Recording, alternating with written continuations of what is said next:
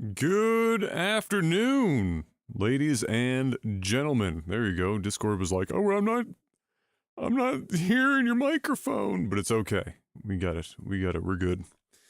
Good afternoon, ladies and gentlemen. It is Thursday. Let me see here.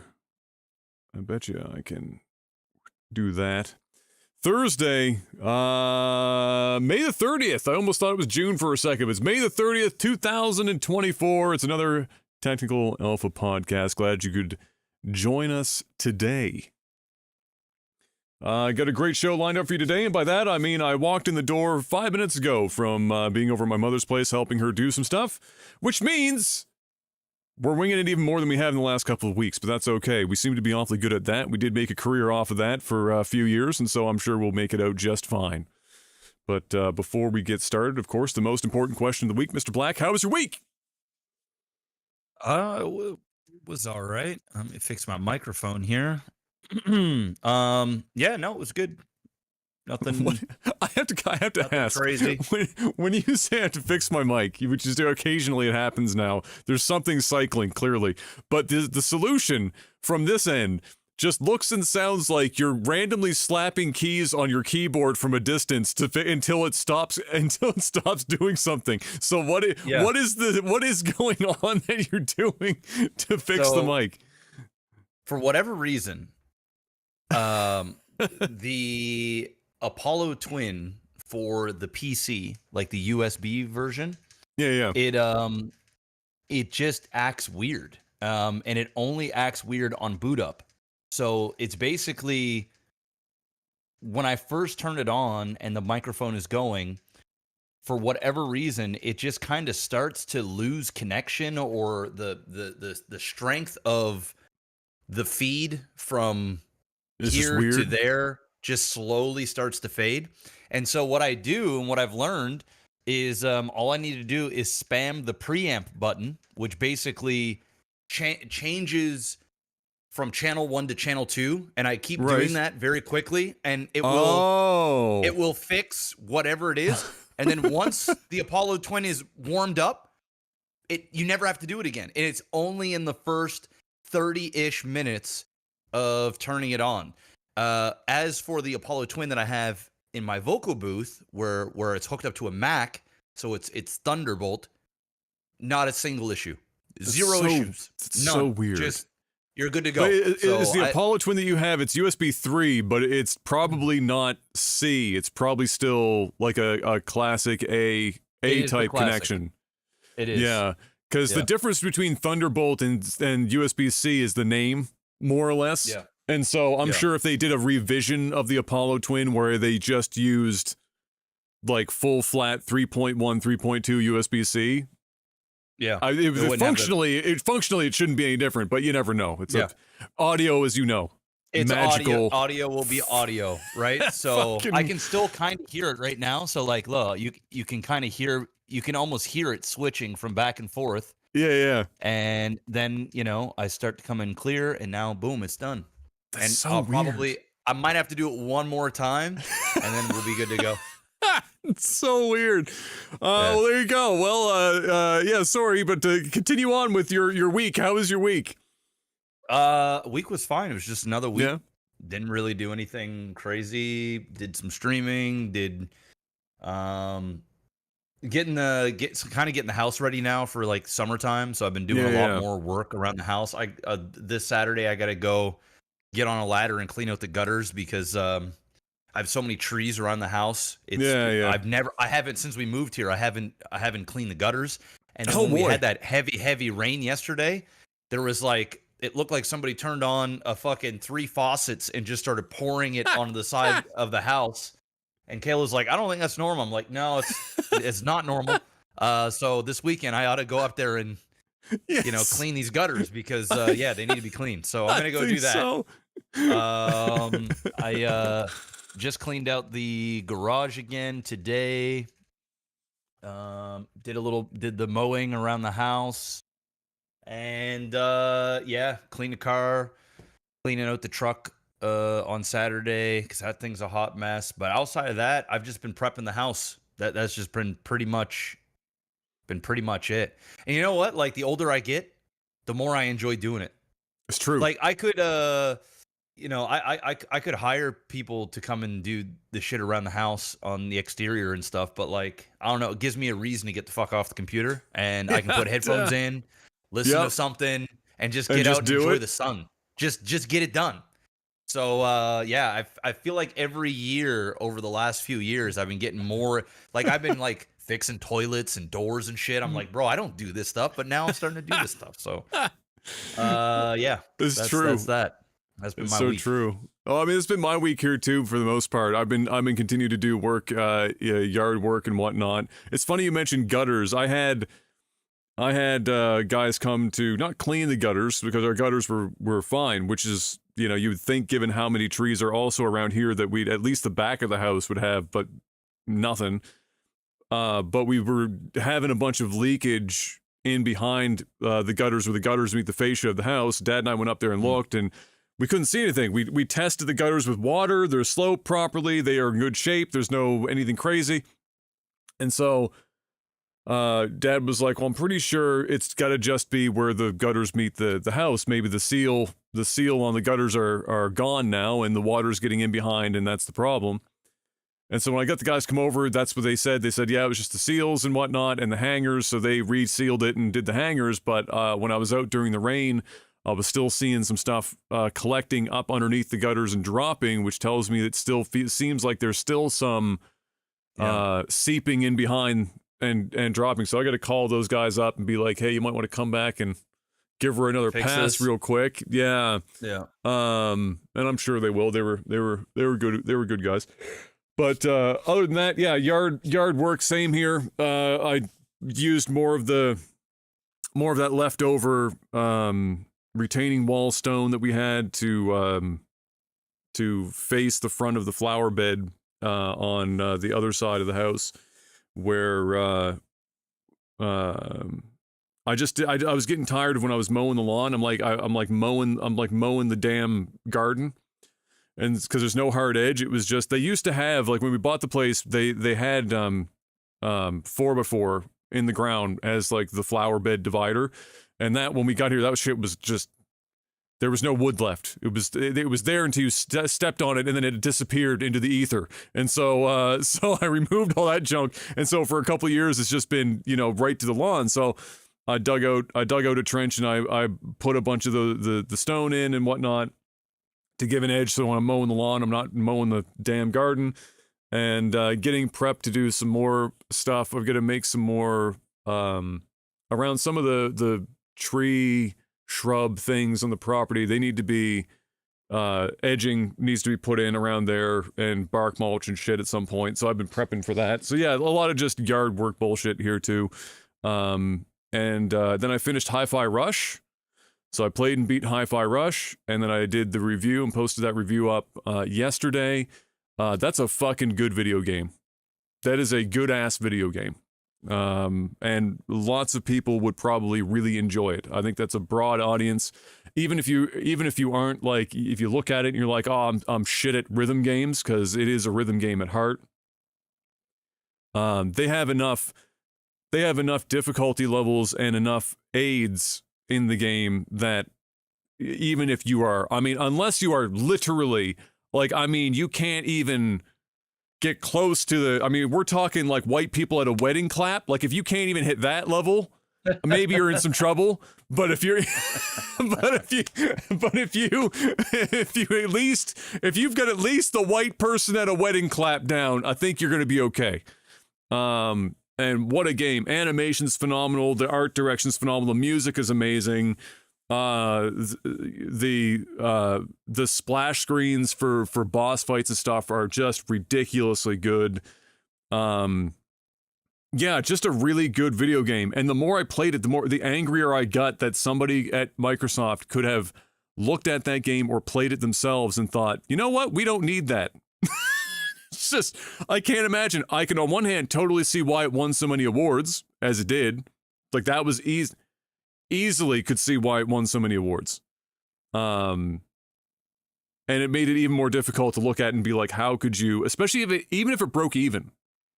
right? Like it didn't make like $1 billion, but if this game broke even, which I promise you it 100% broke even, there's no reason that if I'm Phil and they were pitching games to Bethesda to take to film, we're figuring out what the next games that we're going to put our resources into. If that small group of people from Tango came and said, we'd like to do a follow-up to this or even do like an Evil Within 3, after that game, I'd be like, yes, yeah, abso-fucking-lutely. You go right ahead. Just don't take 7 years. Can you do this in 4 or 3? Which they did Hi-Fi Rush in 4 through the pandemic. So the answer to that is yes, they absolutely, without question, can do it. Go fucking nuts. So yeah, it was bittersweet, for sure. It felt like at times, honest to God, when you're playing the game, it's there's some fourth wall breaking in there, and there's a lot of, because of the nature of the story itself, but it seems like, did you ever watch the show Arrested Development ever? No. Back in the day? No. Okay, so I know of it, but I never watched you know it. of it, you never watched it. So one of the best comedy TV shows ever written by Miles. The people that are behind that show are the guys that write like every other comedy that anyone's ever watched that has ever thought anything was funny. They're a brilliant fucking TV show. And in the last season, the network, similar to this, for no reason, very popular TV show, decided to cancel the show, didn't decide to continue on. And they were made aware of it. All of the actors, all of the staff, all the writers were all made aware of this. And they knew going into the final season that they were going to get canceled. And so the last season is an entire season of them shitting on the network. The whole fucking season. And it's brilliant and it's funny. And they did it in a way that they tied it into the show. And it didn't feel like they were just like going up there and ranting for the whole season. Like they managed to... And Hi-Fi Rush at points felt like that, where they were making it's not like they said Microsoft or Xbox or anything like that, but they started, like the stuff that they were dropping in game, I was like, they knew something was coming, and they just started breadcrumb trailing the fuck out of it in the game, and again, worked it into the game, and it was all great and funny and fun. So I can't recommend that highly enough. I gave it the highest score that my system allows. Not only that, I have the score of, it's a 5-star system with the 6th for games that are just like over the top fucking good. So it's 6 stars. And then I have 12 total badges that are specific to types of, of game, whether it's story, characters, whatever.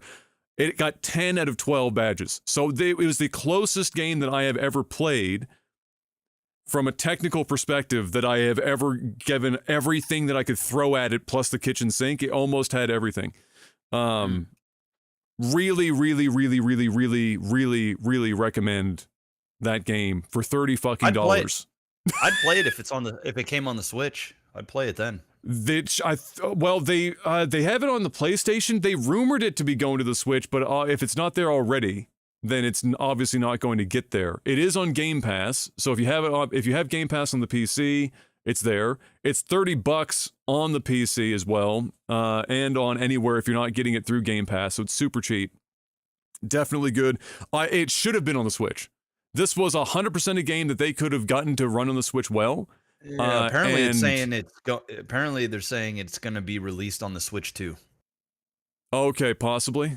Microsoft could take like the finished game and hand it to somebody and tell them to port it. Like that's 100% a thing that could happen. It should have been on the Switch from like almost the jump, for sure. The problem is that yeah, go for it.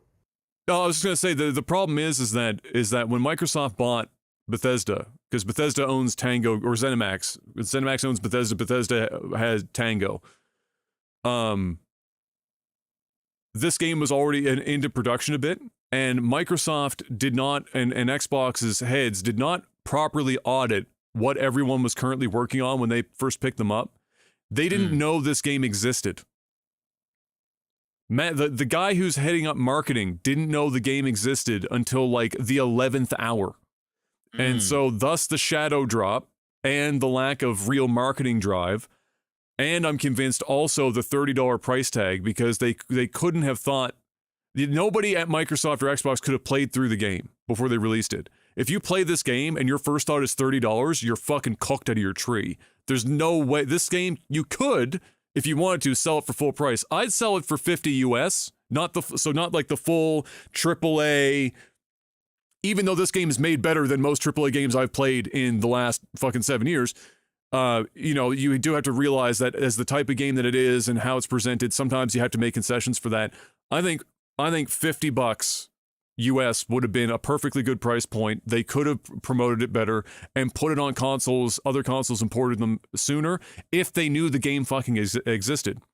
And so, that's where the frustration is too, where they close them down because they're like, look, your last game didn't increase our Game Pass sales by 50 million fucking users.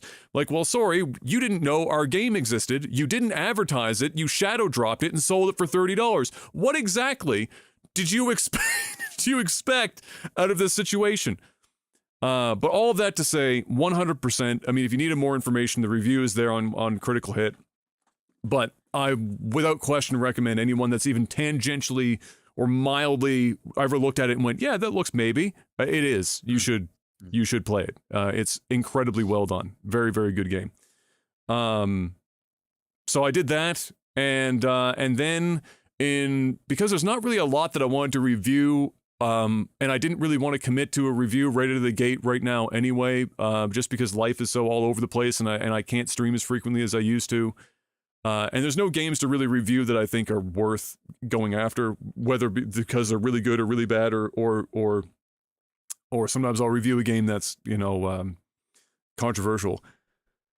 I went back to do Elden Ring because the expansion comes out towards the end of June, and I wanted to make another character and kind of prep for the DLC, and so I started that last night and played some Elden Ring. That's also a really fucking good video game. Elden Ring is also a very good video game. And so I had some fun with that. And I'll say this too, and I'm sure you've experienced this to some degree when you started playing some Switch games offline from stream, and we talked about this kind of phenomenon before, but this was a bit different because I was streaming it at the time. But having already beaten it, and done the review and everything that I wanted to get done for it, where there was like a feeling of time crunch, or like I have to get through this game. Now that I'm playing it and there's none of that, even though I'm streaming it, I've already beaten it. So the feeling of, I have to prove myself for like beating a boss in 3 attempts. You don't have to do that. I got none of that. I beat Elden Ring dying like 105 times. Like I shit all over Elden Ring and walked away about millennia in 2 attempts, just fucking wiped the floor with the whole game. I don't need to worry about that anymore. I did my review, 163-hour playthrough. That's done. Now Adam gets to go back and just do a meme build. I'm parrying, which everyone says is the worst thing to do in this game. I'm like, fuck it. We ball. I'm out there and I'm fucking parrying shit just to have some fun, and it totally changed. It made me remember how much streaming games can alter your perception and experience of whatever you're playing, because just a totally different vibe now. Like I'm turned on Elden Ring, and I was like, this is holy shit. I feel like a new man. And I'm sure you feel like that too sometimes when you're at the Switch and you're not trying to sell something. You're not trying to sell yourself. You're not trying to sell the game. You're not trying to finish a game in time because you're like, oh, well, I can only afford to be playing this game. It just becomes a true escape. Yeah. It's hard to have an escape when it's your job and you're self-aware that you're working. Doing it. You know what I mean? Yeah. Like you're putting on a little bit of that extra, the extra flair pizzazz that you do. Yeah, exactly. A little overreaction here and there, just kind of amping shit up a little bit, talking to chat, doing whatever. You don't have to do any of that stuff. It's about as pure as it gets. Yes. And it's a far superior way of playing video games, in my opinion. Yeah. Would I have said the same thing like 8-9 years ago? Maybe not, because the idea of playing games where, when you think about it, if I have 500 people watching me play a game, and you just visualize 500 people in a room, pressure's on, Exactly. It's different, right? Yeah. But if it's just me and you in your Yeah. room and it's just the boys, there's no audience, there's no nothing, it's very different. It's very different. You can go at the game differently. Especially if you're a sort of a self-conscious gamer too, Yeah, right? yeah, Like yeah.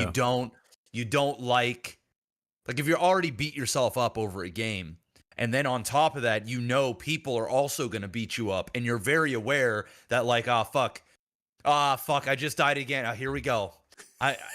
Yes, I fucking know I suck, okay? Yes. Are you fucking happy?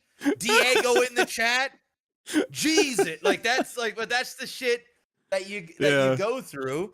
But on the flip side, when you do those big moments and you win, or there is genuine excitement or awe in a Yes. game, it is nice to share that with a bunch of people as well. And there's a different type of enjoyment that goes along with that. So Yes. it just depends. But I think where we're at in our gaming career, Yeah. I think we just can appreciate just shutting the fuck up while we play a game and just playing the game with no Yes. judgment. None. No judgment. Just like, oh, fuck yeah, I died. Okay, who gives a shit? Yeah, that was like last night. I was like, I'm against what's supposed to be the first boss, right? Yeah. And in Elden Ring, because it's open world, you can come across any number of bosses or whatever, but this is the one that's technically, and in my first playthrough, coincidentally, I went south instead of north, so I fought what's supposed to be the first boss like 50 hours into the fucking game. I didn't even know that was the way you were supposed to go, so when I first fought him, I shit all over. I hit him like 3 times and he evaporated. Dead. But this time... Struggle bust. Yeah. Going in, and I'm ready. parrying him and to kill him because I'm trying to stick to this character, right? Like I want to parry everything. And this boss is one of the hardest bosses in the game, right off the rip. Coincidentally, first boss in the game to parry. And I'm just getting fucking dummied for like ages. And I go away and I try to like level up a bit more and I come back with like a new weapon and shit. Dummied. And I just work on it. And it's like another hour of just getting wiped. And I noticed though, like I get a little bit frustrated. But like I cannot even describe to you the because again, especially I think I mentioned this on the stream.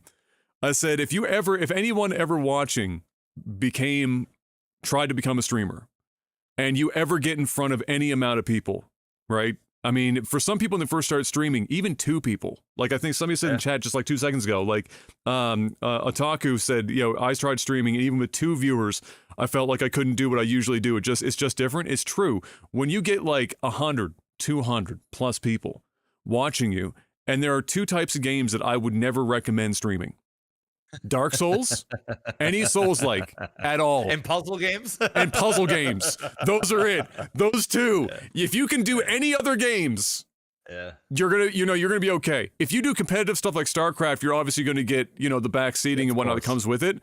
But there is something really particular about Dark Souls and Souls-likes and puzzle games that just is your brain shuts the fuck down. And you get angry at yourself because you're like, normally this is not this difficult for me, but because of like all of the extracurricular shit going in the back of your mind, all the stuff you just mentioned, overanalyzing, people watching me, they're going to be like saying, haha, I died, and oh my God, this, that. All that stuff is constantly going in your mind. You're distracted trying to like keep up with chat and whatnot, and it's miserable. So when I went back in and I noticed that about myself last night, I'm like, this is like hour 2 of just getting absolutely fucking folded like a lawn chair by this boss. And I wasn't even that upset about it. I was like, holy shit, this is what it feels like to be normal. It's like not over the top. And we're still streaming, right? So yeah, that's good. That's shit. Good. I've been doing the same thing. Like I haven't played a whole lot of Switch. Kayla and Kai have my Switch 24/7. I almost want to just get another one. I'm gonna get the Nintendo Switch too. And just to have your own, just to have my own goddamn Switch, because I bought my own Switch, but they use it because it's a special Switch, and so they want. It's got the OLED. It just looks better. It's just better. Yeah, of course. And Yeah, but I mean, for a little while, like Kayla's playing Spyro right now, and we'll just lay in bed. She's on that Switch all the time, and she'll just hand me the controller if she needs to get through a platforming part that's tough for her or whatever. But when I was playing the Switch, I think I beat 4 games so far on the Switch, which is more games that I've, and all off stream, no audience, no nothing, fucking in my boxers in bed, zero fucks given. If I want to.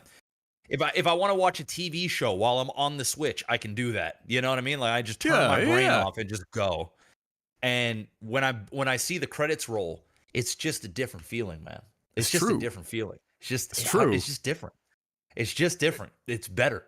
It's not. Better. It's nice, and it is nice. It's a totally different vibe too. Like I know I have a reputation, for example, on stream where I'm like blind.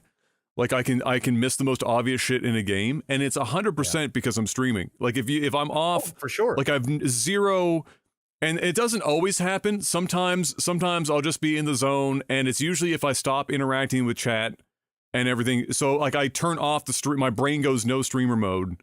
Yeah. Then it's no longer a problem. But when my brain is actively in the streamer mode, I miss the most obviously, like the fucking painfully obvious shit. And so it becomes, of course, a running gag. But it is, yeah, it's a very unique thing. But that was last night, was like a really specific, I think because it's a Dark Souls like game, and it became much more apparent to me.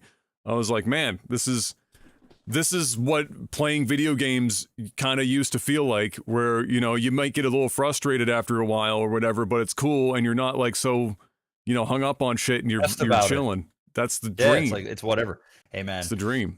In the future, we'll be back there, man. We're getting yes. closer and closer and closer, but you know, we're just not quite there yet. Not quite. Oh, Mark says it depends on the game too. Like Paper Mario, you are not who that game was for. Oh yeah, like some of the puzzles in Paper Mario. But again, like again, anything that's puzzle related as a streamer, it's game over. If you're bad at certain types of puzzles when you're not streaming, it's going to be a trillion times worse on stream. Like there's just no getting around that. It's just one of those. It's just one of those things. It is what it is. Yeah. Oh, that's another good example. So Talos Principle 2, another puzzle game. And there was one or two puzzles that were really bad. And it was funny because when I would solve the puzzles, when they were really hung up, it was after I stopped playing and would just be pissed enough to rant, and I'd rant. And in mid-rant, when my brain is no longer thinking about, like, the fact that I'm supposed to be solving the puzzle That's solved. When you solve the puzzle. It's just, if there was ever a better example of like just what streamer brain is, it's a perfect fucking shining example. But yeah, there you go. So that was my week. Can't recommend that shit enough. Hi-Fi Rush is dope. Elden Ring is dope. The trailer for the DLC for Elden Ring is cinema. I would watch the shit out of a movie for Elden Ring, even if it made no sense to me, just from a visual perspective. That shit's crazy. And I look forward to getting my ass handed to me even more as time goes on. But there you go. As for like game news this week, I mean, it was a good week for me to just walk through the door, because honestly, there's like nothing, because we're entering, like today, there are several things happening, including the Sony State of Play at 7:00 our time tonight. And we're working into Game Fest and Microsoft's, you know, things and all that stuff coming up in the next week to 10 days. And so we're at a point where there's not a lot going on. There was a Sony, like, more business-oriented thing that happened yesterday, where they were discussing, you know, their new CEOs, as we discussed last week. Their new CEOs were kind of discussing their strategy going forward for PlayStation and whatnot. And none of it's really shocking. Some of it has caught people off guard a bit. I think more because of just how they phrased some of it. But I'll just do some high level stuff, and I think this is all stuff that everyone expected, and kind of like you and I talked last week as well. Is that some of the stuff is what Xbox was already doing, and people were yelling at Xbox about, but now Sony, here comes Sony, going to do the same thing because everyone kind of has to do these things to some degree. Nintendo's the only one that seems to be able to stay out of it, just kind of by the nature of their own business. But Sony and Microsoft are kind of like fraternal twins. They don't look identical, but you know, they're in the same boat together in a lot of these things. So the big takeaway was, for example, these are just some of the high level stuff: controlling scope and scale without compromising on quality, which is a really fancy way of saying, you know, we spent too much money on Spider-Man, and even though it sold 10 million copies, we have to maybe consider figuring out a way to not spend $250 million plus on a game that also has licensing fees on top of it because it's Spider-Man, things of that nature. They did talk about things like AI as a method of helping speed up production and therefore saving money. Everyone's going to be doing this shit. They're already doing this shit. I think that people are going to have to adjust to the fact that it's happening. And like anything, AI as a tool, there are good ways of using tools and bad ways of using tools. I can, you know, use a hammer to frame a house. I can't really use a hammer all that well to pave my driveway. I could try, but it's probably not going to be all that great. And you'd probably be able to tell that I paved a driveway attempting to use it. I use a hammer to do so. With AI, it's similar in that, you know, there are good ways of using AI to speed up the process and have a good result at the end by having the human come in at the end and putting the touches back on things that don't need, like, for example, like procedural generation of cityscapes and shit. Like, do people playing games like Spider-Man think that in that giant cityscape there were a handful of people that placed every single fucking like piece of garbage and every line of paint and everything? No, the game would take fucking 9 years just in modeling the godforsaken city. There are always tools that help speed these things up. It's how people use them to, you know, produce the end product. And obviously, not just having a bunch of AI generated images in your game is a good start. But they did talk about that. They talked about multi-platform. Big shocker. When games cost that much money, you have to go multi-platform. They really focused a lot on the PC because that's where they're putting most of their games. Obviously, PlayStation games aren't showing up on Xbox in droves. It might get to a point where some third-party stuff or second-party stuff does. But stuff going to PC. They are sticking to their guns about keeping the single-player, like, kind of higher-end first-party stuff on the PlayStation for a period of time exclusivity, and then placing it on the PC afterwards. That's fine. I think that makes sense. You still want to, I think that that's walking the line between needing to make money on a game to pay for it, but also ensuring that if you're going to do something in-house like that, that it is providing some incentive to at least some group of people to own your console, to play it first, or to perhaps get benefits that they wouldn't get if they played it on the PC or otherwise. I think that's kind of the best bet that they've got. Doing it like Xbox, where they're just canvassing everywhere like fucking day one, I don't know if that's the best idea, but it works for them because they obviously don't give a fuck about selling consoles. That's the difference between, if there was one, between the two. They did say the industry is in a very good place despite thousands of job losses. So that was an interesting comment. I feel like that was one that, even if it was true, you probably just didn't need to say that one out loud. But because this wasn't a thing for consumers, this is a business level thing. Business. We're trying to let people know, like, hey, shareholders want to hear. There's a lot of jobs going down the tubes right now. Shit's getting expensive, but it doesn't mean that the money still isn't flowing into the industry. It just, you know. I mean, a lot of the job cuts and everything is more of, you know, this just the tech industry. Everyone's getting eviscerated right now. It's not even just gaming, right? It's the whole tech industry. People are just getting laid off like crazy. And then in another couple of years when, you know, the economy I guess gets a little bit better, then there'll be a bunch of job hirings, and then people will be praising, oh, well, they're hiring X And amount of it's people, and the then ebbs it'll and just flows. wipe them out. Yeah, it'll wipe them out again. Same old shit. Yeah. That's why unionization in gaming is becoming more and more popular for that reason. Not to stop job loss, but to like probably curtail some of the more egregious cuts that happen. Yeah. Because there's like cutting because the economy and stuff, and then there's like just going fucking ham and abusing the system. And so yeah, it's becoming more popular for that for sure. With the live service stuff, they mentioned obviously like live service games, Helldivers being their shining example. That's like their bread and butter right now in 2024 for PlayStation, even though they kind of fucked it up as we talked about a couple of weeks back. They are aiming to kind of get that stuff multi-platform sooner. That makes sense for live service games, especially multiplayer live service games, of which that's. I mean, are there any single-player live service games really? But in the grand scheme of things, it ensures that there are always a good number of people playing, so that player base isn't an issue and whatnot. And that was kind of it, really. Like, it was good. I will say this.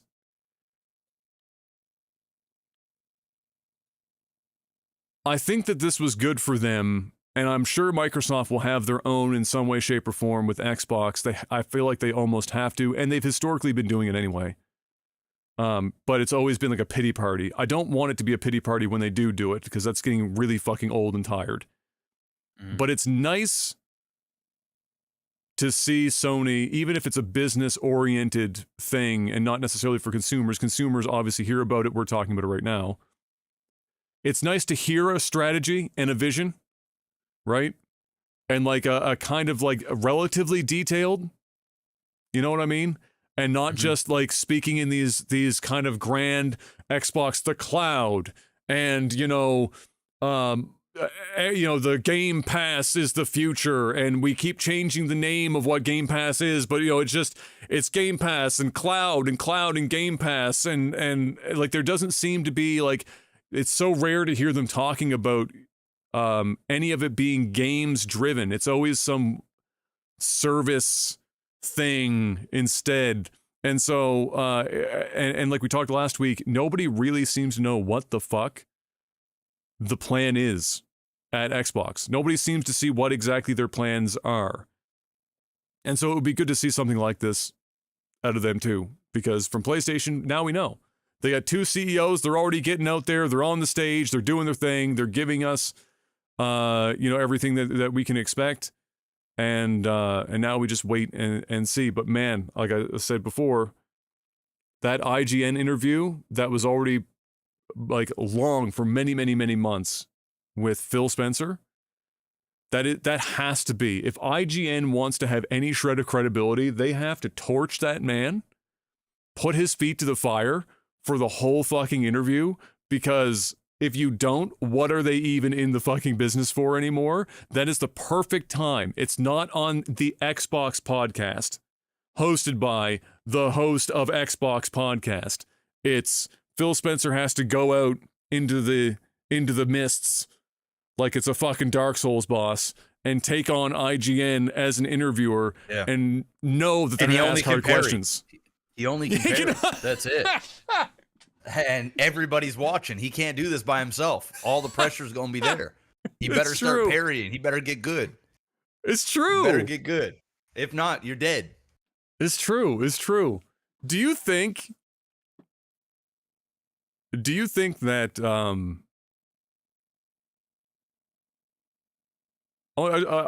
we kind of talked about it last week, but I'll just tack it onto this week because we're getting closer to more announcements from Xbox and how this generation seems to be kind of wrapping up over the next couple of 3 years or so. Do you think that they will eventually drop Xbox as a brand entirely, or do you think that they will hold on to it for its brand value? Or do you think they're just going to eventually convert full force into Microsoft gaming and just drop the Xbox altogether? No, I think they'll keep Xbox. I think they'll hold on to the name. But like we discussed last week or whenever we discussed it, I just think they'll get into the licensing game, and they'll keep the name floating. Like they'll if they go down this route, who knows? They may keep Xbox. They may try and make another console. But ultimately, I just don't think they're going to be around too long, or at least in the capacity they are. And then you never know. In another 15, 20 years, they could say, hey, we're back. Xbox is here. But yeah,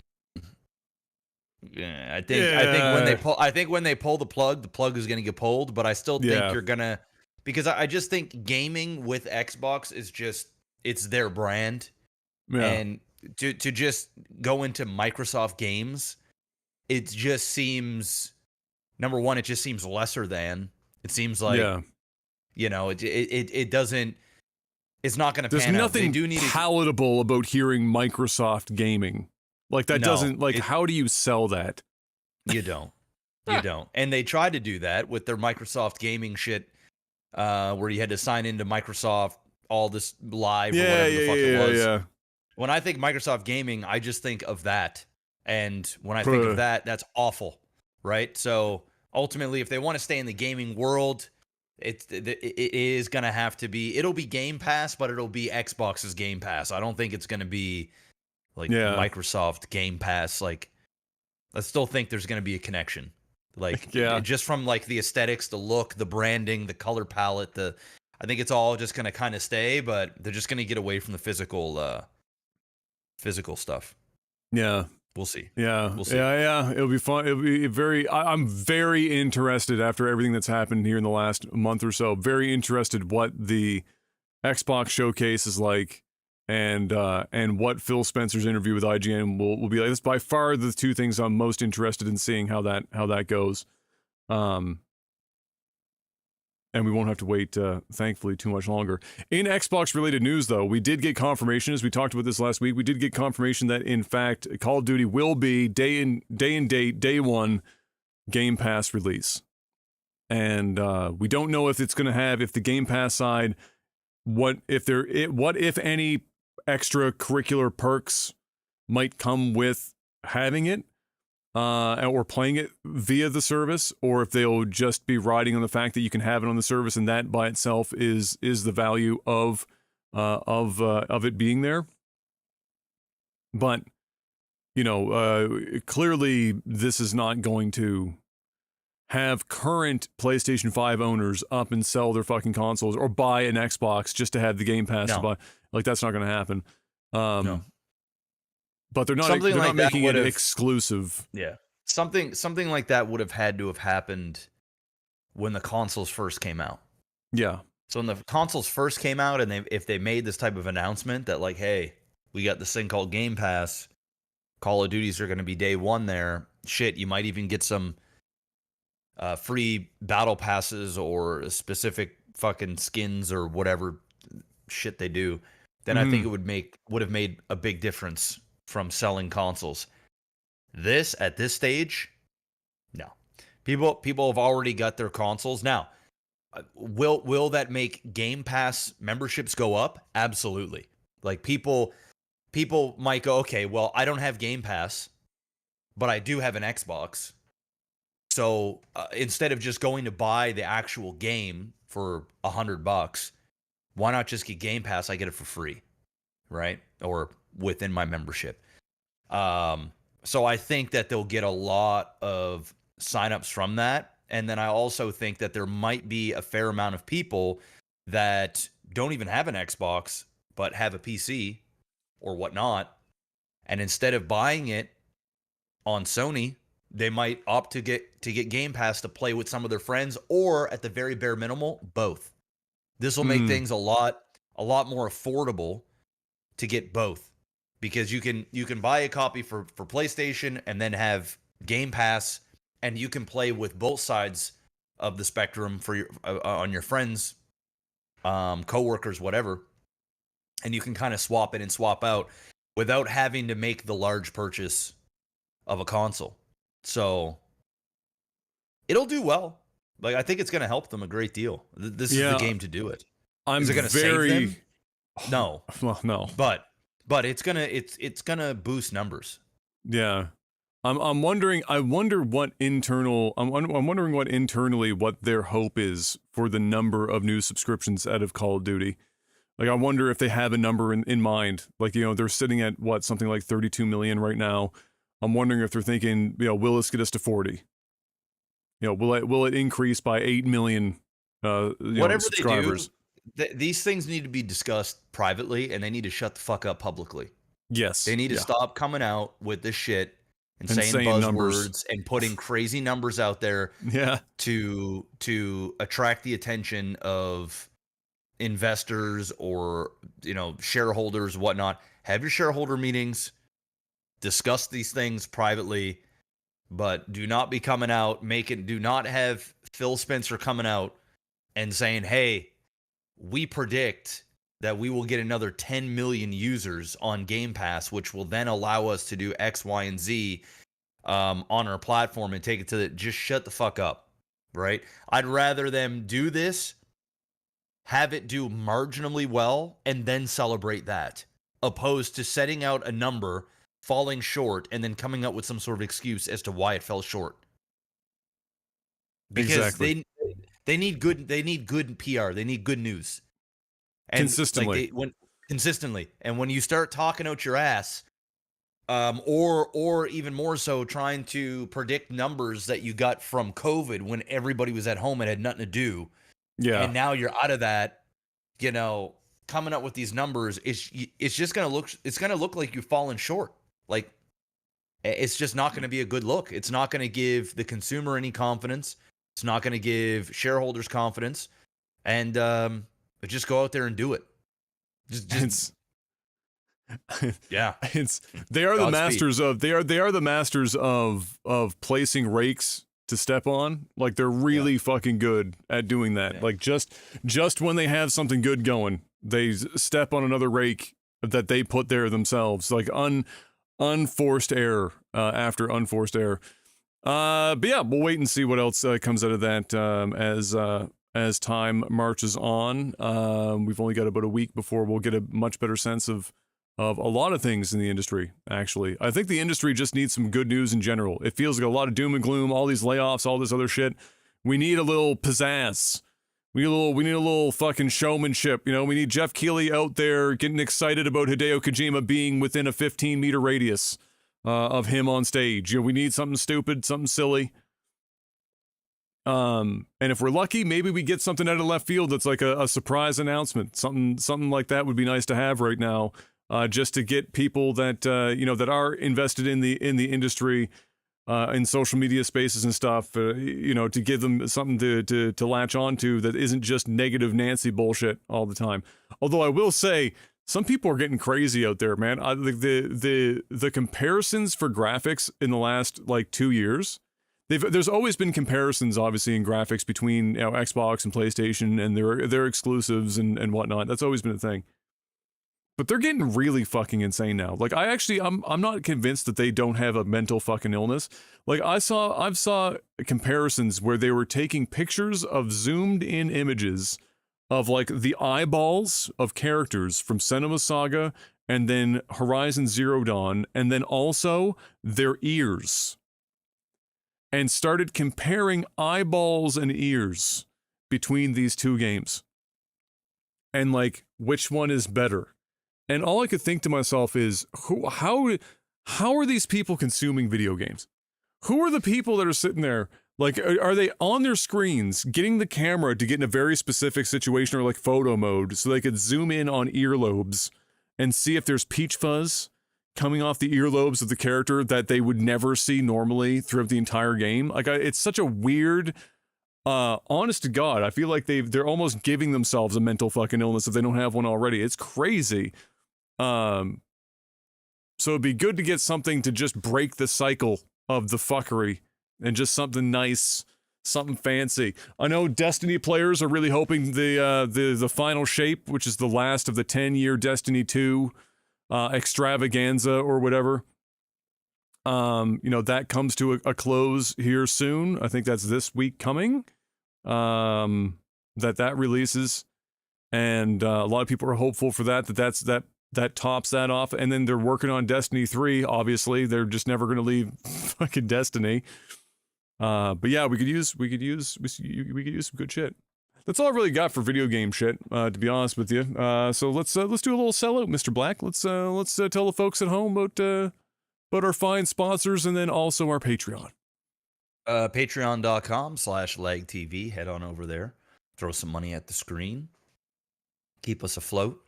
If you don't have that, that's fine. Just make sure you leave a like on YouTube or leave a review. Let a friend know. Whatever. Tune in. Yeah, do that. That doesn't cost you any money. Or you can also check out our sponsor. We got NordVPN. Stay safe, stay anonymous on the internet, watch different regions of Netflix and other streaming services at the click of a button. When you use our link, it should automatically put in the promo code for you, which is OTT. So you can head on over to nordvpn.com/OTT. Get a 2-year subscription, get 4 extra months, plus a massive discount when you use our link. It's a great way to support us, yourself, and our sponsor all at once. Stay anonymous on the internet, watch different regions of Netflix and other streaming services at the click of a button.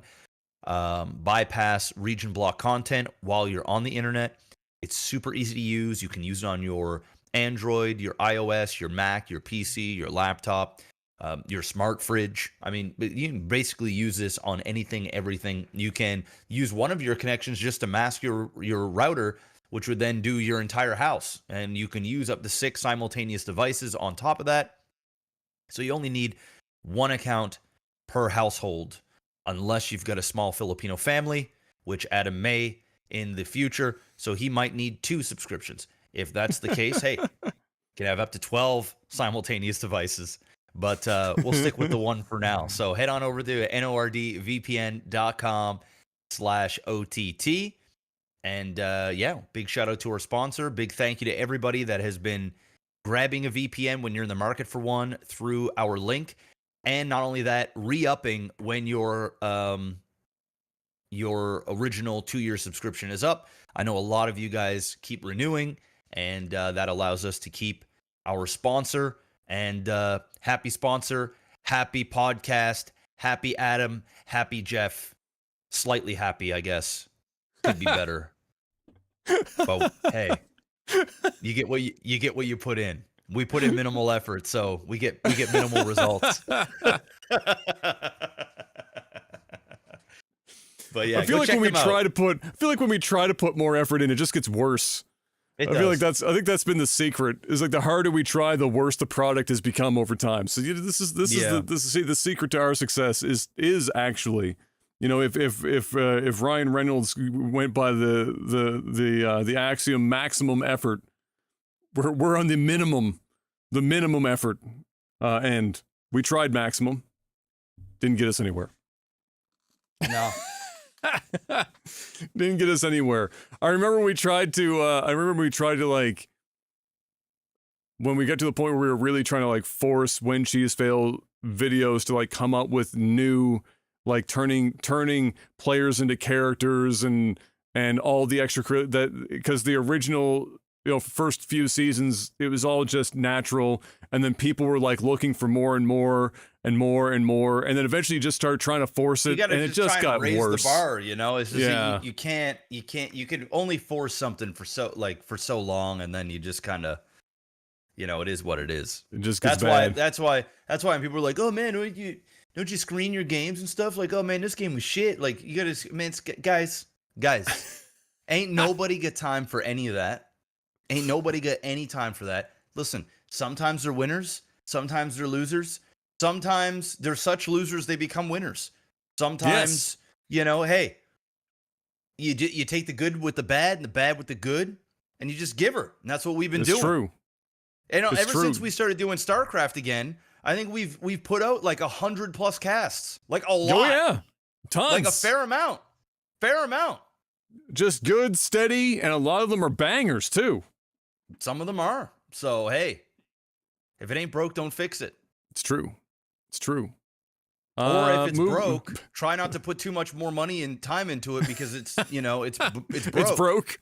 Leg TV's pretty broke, but hey, we love Leg TV, so hey, We keep here putting we are. duct tape on it. That's it. Duct tape is a hell of a drug. Movies and TV, Mr. Black. I don't have anything to talk about for movies and TV. Have you watched anything? I'm just looking forward to seeing Interstellar 70 mil IMAX. That's gonna be fire. That's just gonna be fire. Looking forward to. I wish that the Lord of the Rings was going to IMAX, but I don't think it is. I think it's just going into like regular screens, which is nice. But if I was gonna go watch the Lord of the Rings in theater again, I need to see that shit in 4K remaster on IMAX screens. That's where. Please. That's where I would need to see it. I'm still watching Fallout. Yeah.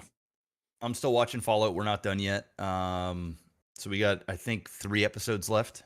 Okay. How are we feeling now that we're midway through? It's good.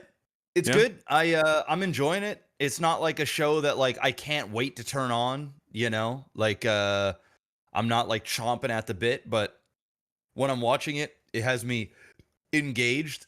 I like the callbacks that they've done to the games. So it feels very Fallout, which is nice. Some of it's a little on the cheesy side, but at the same time, it's Fallout. So like, Fallout is cheesy. It is cheesy, so like it works. But I think like they teeter that line where there's been a couple of scenes where it kind of takes me out a little bit. It almost feels like a parody of Fallout, like. But at the same, but then they kind of reel it back, like they don't go the full way, which I can appreciate. But it's very self-aware of what it is. Yeah. And that's cool. So I mean, I've been enjoying it. What else have I been watching? Yeah, I've already watched the Shogun. That's done. Yeah, that's been pretty much it. That's been pretty much it. Because some nights. Some nights, Kai gets to bed late. I work a little bit late. Kayla wants to work out, do whatever. By the time we get into bed, some nights it's like it's already 9:30, and it's just like, do we really like? I don't want to like fall asleep halfway through the show. And sometimes I don't even have the energy to watch a show and like want to pay attention. You know what I mean? Like sometimes I just want to fucking scroll on the phone, do fucking stupid shit until I'm tired and just want to like go to sleep. So, yeah, we've been watching Fallout maybe 3 times a week, usually 1 or 2 episodes a night. So we'll definitely have that done by the time next podcast comes around.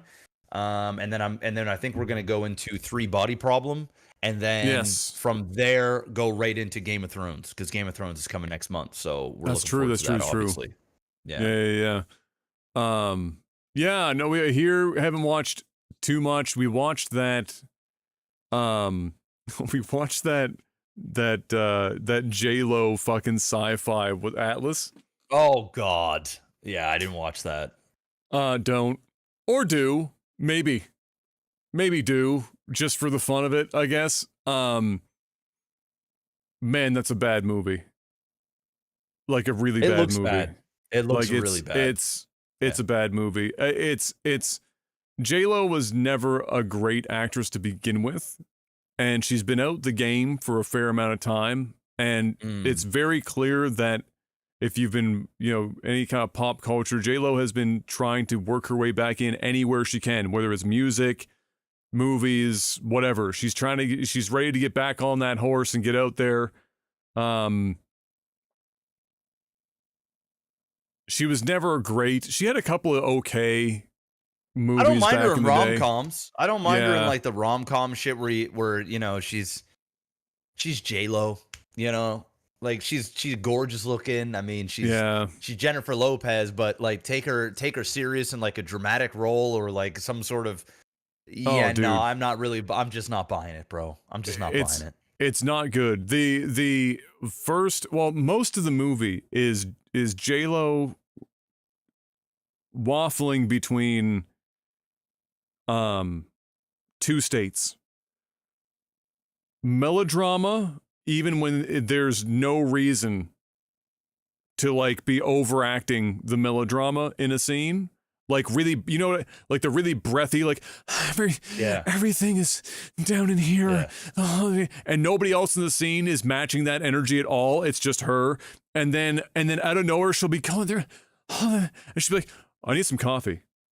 And like she'll like a switch in scene, not even a cut. And watching it is so weird, and so jarring and so bad. And that's like the whole fucking film is her doing that, and it's at least. Well, I shouldn't say. I don't think at any point in time I was like super entertained. I liked the concept a bit of the calm, AI robot situation. There's some fun concepts in there, but man, wow, what a film. That's like the sci-fi version of Geely in terms of like how bad that film is. That's what you're looking at. Like not quite so bad that you would watch it because it's bad. But I'll never like watch that. Nah, in that purgatorial hell of like not bad enough to but that to be fun to watch because it's bad. It's just bad. Yeah, it's good. I'll pass. It's bad. I'll pass on that. And then other than I'll that, take Kai to. We're gonna go see Garfield this weekend. Oh right, that comes out. So we'll go check that out. I think it's already out now, but dude, what about how bad Furiosa's doing right now? How fucking nutty is that? That movie has sold 4 tickets and a fucking soda. Like they're not getting anyone in. It's apparently one of the worst openings for Memorial Day weekend. Since like the 80s or some shit. Like something crazy. Like nobody did well. Like nobody went to the movie theaters. They're just like, nah, fuck this. Fuck that. So I'm not even going to see it. Like it's whatever to me.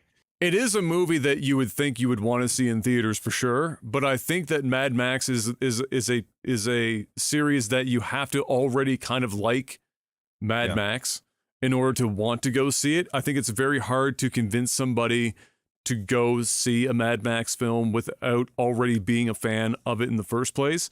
And even when you're putting Chris Hemsworth and Anya Taylor-Joy in this film, which is kind of what I think they're trying to make Mad Max. After Fury Road, they looked at it like maybe this is a vehicle for us to just plug in popular actors and actresses in a big blockbuster environment that's kind of like a money printing machine, which is a weird way to look at it, because if you looked at how the last Mad Max film did in theaters, it didn't also do particularly well. It's not like it cleared $700 million or anything crazy. It also struggled in theaters. And so it's kind of like the Mad Max is kind of like the, how to put this, the pinky out movie connoisseur action film, where it's the artsy action film. It's almost like if you get somebody to go watch Mad Max, they could appreciate possibly the crazy practical effects and shit that they do in those films are nuts. Like nobody can debate how insane the practical effects are in those films. But beyond that, it's so artsy about how it tackles its shit. Like Anya Taylor-Joy has like 13 lines in the whole film, shit like that. It gets harder to sell people on it. It reminds me of trying to get somebody to enjoy the original Blade Runner, which is heralded as one of the greatest sci-fi films ever made, like top 3 situation by a lot of people. But if you go and try to watch that film and you're not already a fan of Blade Runner in some capacity, it is one of the most boring films you will ever watch in your entire life. Like a complete and utter snooze fest, and confusing to the point where even back then they had multiple versions where they had like a theatrical one with like voiceover to try to like walk people through what the fuck was even going on. And I feel like that's kind of almost the pocket that the Mad Max films find themselves in, where it's like auteur action film like they want it to be fancy and whatnot, and it just doesn't grab people's attention. It should. It's a bunch of cars and fire and explosions and popular like hot Chris Hemsworth and hot Anya Taylor-Joy and fucking guns and everything. You would think on paper, you look at that and you're like, fuck yeah, how do you fucking fail that shit? And then you put it out and it bombs in the theater. Do you think that this is also a bit of a confluence of not just the fact that film might be already hard to sell on its own, but like the post-COVID, everyone watches films at home now. Maybe a bit of the movies are just too expensive for how everything is expensive for people right now, and so they're really being very picky about what they're going to the theater for. Like, do you think this is just like 17 different things? Because everyone's trying to come up with reasons why. Why do you think Furiosa's not popping? Like, you yourself don't plan on going, so maybe you would have insight as to why that might be, other than it doesn't just interest you. Well, I think it's a lot of those things. I think that there's a portion of people that are much more selective, including myself, on when you want to go to the movies, because number one, they're expensive. Number two, movies just are getting longer and longer and longer. So like, I mean, fuck, you go see like a regular action movie, it's like 2 hours and 20 minutes. Like, what the fuck happened? Like, why do we the movies are just hella long. And so, by the time you're done watching previews, you sit through, I mean, you're at the house for 3.5 hours to go see a film. So, especially if you have kids and whatnot, like I'm fortunate enough that like, I don't mind going to the movie theaters by myself. So, it's nothing for me to just kind of go to the movie theaters and go see a movie without having to like get a babysitter and fucking do all this shit. So, it's part of that, but I think when it comes to Furiosa is the movie didn't look particularly all that good. I mean, I'm just.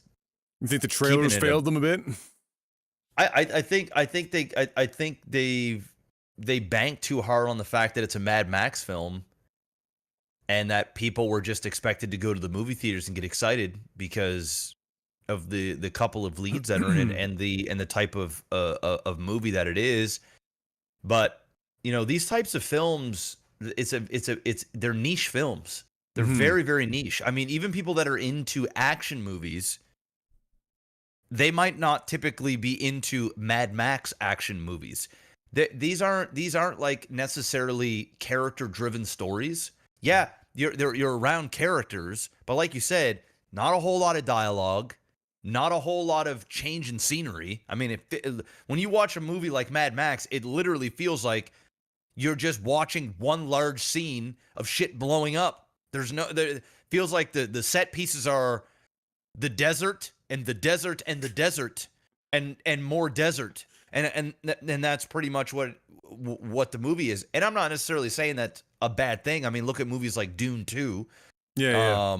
But at the same time, what is the story of this Furiosa? Like, what is the plot? Does anybody actually know what the plot is outside of, crazy woman goes nuts and kills people? I thought Furiosa was like a prequel of sorts.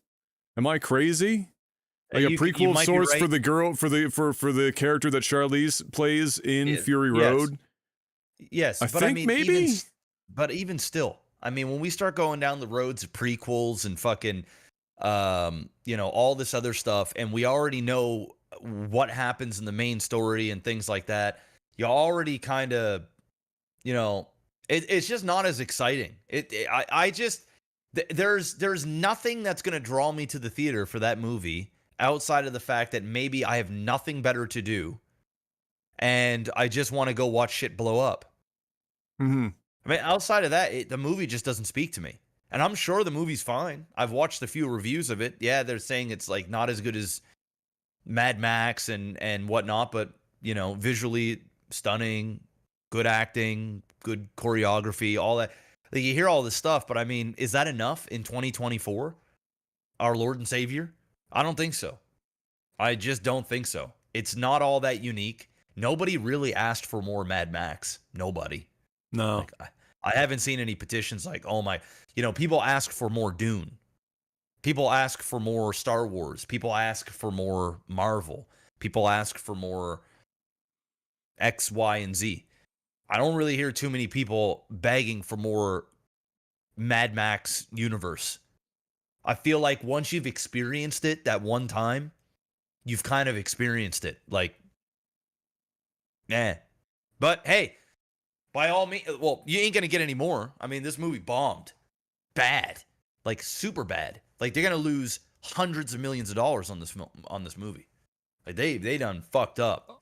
Unless it finds some sort of weird, really crazy long tail stream service success. Well, I mean, it will. Yeah, I mean, it'll do. I mean, the thing is now with streaming services, Netflix, Prime, HBO, like they'll pay large amounts of money to get to have the licensing for movies. So you know, it may get saved that way, but for it to become a massive financial success, I think it's just not going to happen. It's just not gonna happen. I'd be lucky to break even after it's all said and done. This movie's a fail. It's a hard fail. Yeah, and really, like, man, I imagine the agents that landed these for Hemsworth and Anya. Anya had in fairness to Anya's agent, they had been hitting nothing but home runs for like 7 or 8 years now with her. Every movie that she's been in or like Netflix show, whether it was Queen's Gambit or other, they have crushed it every time. So for her, you know, I don't think anyone's going to blame her for the movie's failure or anything. I don't think they're going to blame Chris, but at the same time, I do feel like Chris needed this movie to do well more than Anya needed this movie to do well, because Chris is so tied to Thor as a character right now that he might need another blockbustery thing where he can play another character that gets people to not just see him specifically as Thor. I mean, unfortunately, he's Thor. Yeah. But fortunately for him, he's Thor. So, you know, he's going to make all the money. He's already made all the monies. Yeah. He's going to continue to make all more of the monies because I think he might look at Robert Downey and be like, man, why can't I manage to like slip into something else? Because like I look at Robert Downey and it's but he's Iron Man, right? Obviously. But he's Iron Man. But Robert Downey doesn't have a movie career outside of Iron Man. Really? He's a fail. Really? He's not a box office. He's a fail. He has nothing. Name me. Give me a movie that Robert Downey Jr. I don't mean in terms of like him making billions of dollars, but like his ability to do a bunch of other characters. He's not a box office draw. Like Robert Downey Jr. is a better actor than Chris Hemsworth. And so he can get into prestigious films like Oppenheimer or something and have a role where from a draw perspective, clearly it's just Iron Man. Like I agree with that. But nobody went to Oppenheimer because Robert Downey Jr. was in Oppenheimer. No, people went to Oppenheimer because Christopher Nolan was behind Oppenheimer. Made Oppenheimer, yes. Correct. And because it's Christopher Nolan, he had a wide range of very talented actors and actresses in his film because they all want to be part of his legacy, and he makes great, compelling scripts for amazing characters. But Robert Downey Jr. is pretty much not a draw outside of Iron Man. And Chris Hemsworth is not a draw outside of Thor. The only out of the Avengers, like even Chris Evans, not a draw. Dave Bautista, not a draw. You go through the whole gambit of the Avengers, of these big blockbusters outside of Star-Lord. Fucking Chris, the other Chris Pratt. Chris Pratt. The reason why he draws is because he is in large franchises, and he is such a sort of cookie cutter, you know, movie star. He also had like a really good TV run before getting did. big, which people really did. associated him heavily with Parks and Rec, right? Like Correct. he did well But he was there. fat back then, right? But then he lost a fat, bunch Chris. of weight. He got it, yeah. And then he turned into the movie star Chris, right? Yeah. And he went into he's into big things. So like Jurassic World. I mean, Chris Pratt isn't the reason why Jurassic World does big money in the theaters. He's not the reason why. No. The Mario movie, he played Mario. He's. Well, I don't think not the anyone goes to reason- animated films because of people voicing them. I think that's just like I think he's even the voice of Garfield. He's He the voice voices of the everything. Lego. He voices everything. And the thing is people. It's not that he's a draw. It's just he's good at these very specific things, and he's enough of a star that like you feel okay with giving your money because you know what you're getting, right? So I don't think Furiosa. It's because Chris Hemsworth. No. It's just I don't think people necessarily wanted that to go see this film and go out of their way to go see this film. And it's very obvious because if they did, they would. And you can't really make the argument that okay, well, all movies are failing because they're not. There are some movies that are absolutely crushing, and there are still billion-dollar movies or, $500 million, $700 million films that are coming out and doing very, very well. And not all of them, I think the important note is not all of them are big budget. I think a lot of people still think that the only films that can do well are films that get $500 million, with advertising combined spent on them. And that's just not the case. Yeah. So, yeah, I mean, Godspeed for that film. I will not be going to see it, and I probably won't even watch it at home because I really just don't have any interest in it at all. To be honest, it's a good film when you're showing your TV off. That's what I always thought about Mad Max, is that especially because of their HDR on all of the fire effects and stuff that they have, and then the fact that they tone map those movies really well. They're for the guy at home with a home theater. And he wants to show off just how incredible the home theater is. That's the kind of it's like Pacific Rim. Except I might actually go to a Pacific Rim. Well, maybe not anymore in theater, but I did at the time because it was a good movie to watch in theaters, I suppose. But yeah, am I surprised that it's not making buckets of money? No. Am I surprised at the amount of money that it is making? A little bit. I mean, that is shockingly low. Yeah. It was the whole theater. It was the whole fucking movie industry just did very, very bad this weekend. So I don't know. I can't really pinpoint it, but it is what it is. Is the theaters dead or anything? No, I don't think so, but they're definitely hurting. I mean, it's I don't think we're ever going to get back to the old box office days pre-COVID. Well, the paradigm of movies and how people interface with them changed in general anyway. Changed, like with even if you and were everything else, like even if you took streaming out of it to a degree, I think that social media, which existed pre-streaming popularity, already changed how people interfaced with films insofar as that, our generation, and this is going to make us sound really old, but our generation feels like the last one that it wasn't like necessarily always about we're going to go see X movie at the theaters. It was we just go to the theater and we would look what is playing and find what and pick a film and go watch it, right? And a lot of films got a lot of traction from that kind of interfacing with movies and film. That slowly started to erode. Social media, people sharing thoughts and whatnot more widely, more easy access to more opinions and whatnot, starting to shape people's views about what to spend on their entertainment, what people were using as entertainment shifted quite heavily. And then it was less about just going, then it was, okay, I'm going to go to the theater and I'm still going to go pretty frequently, but I'm going to decide ahead of time what I'm going to see when I go to the theater.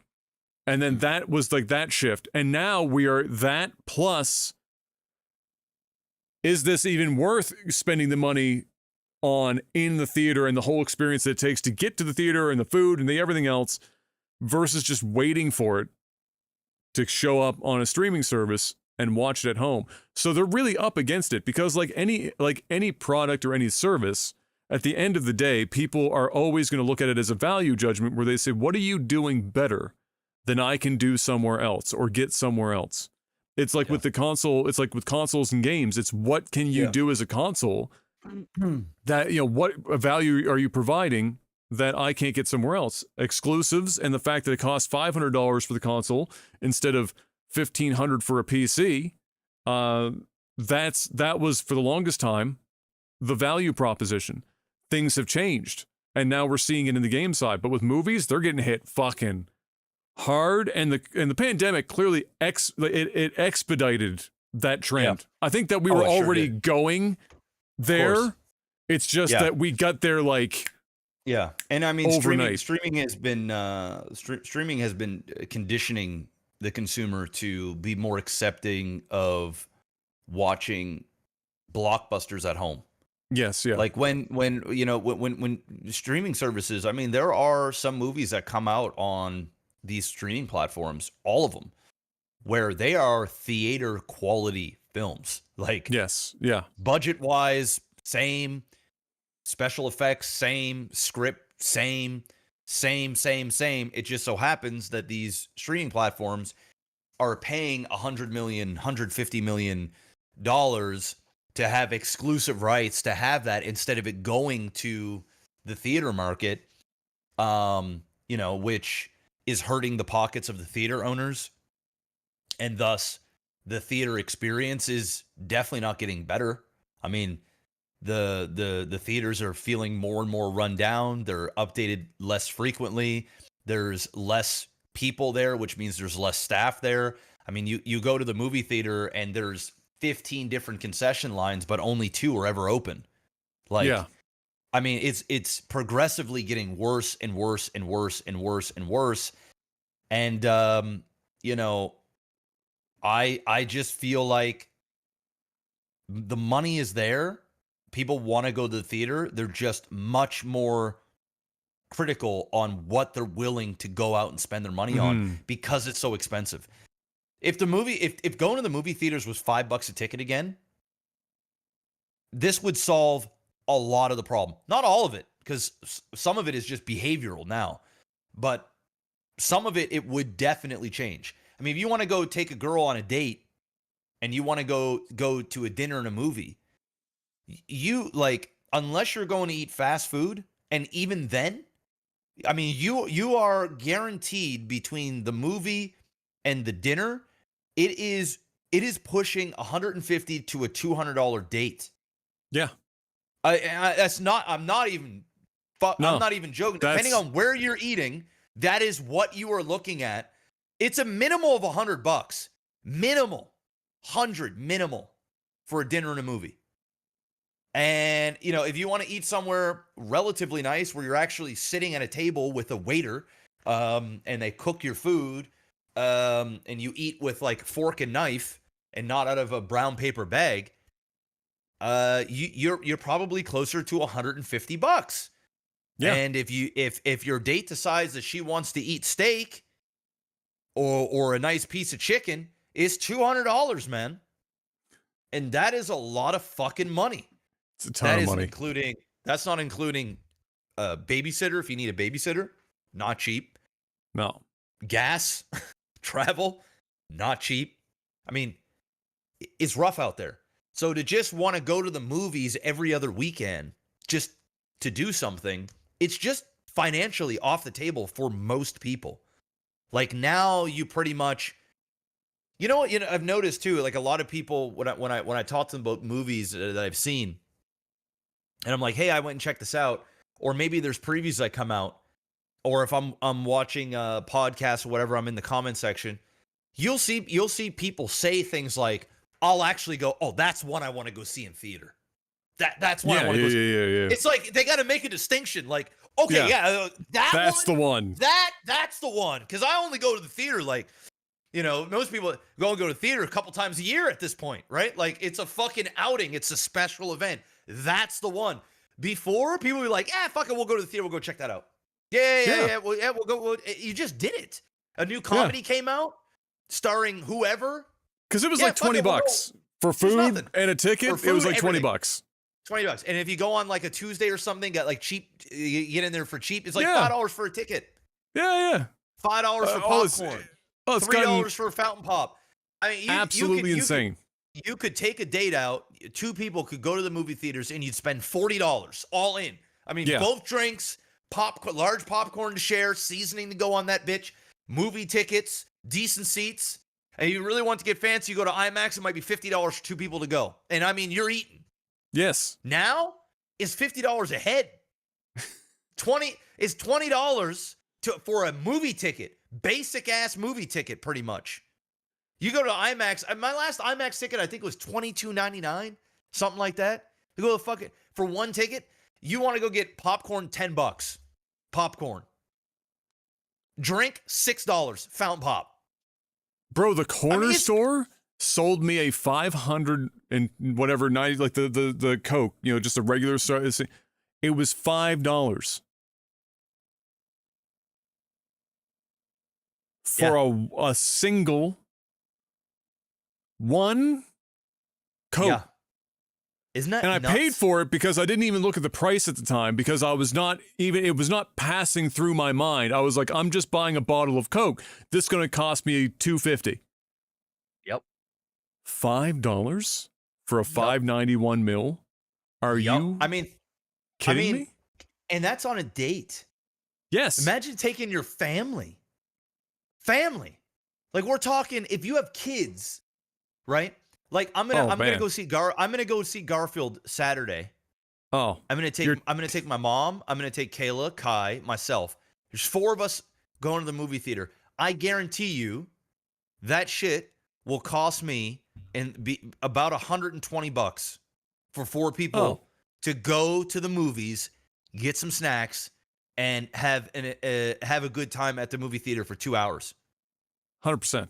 I mean, it's nuts. Now, imagine you're a family on a budget, right?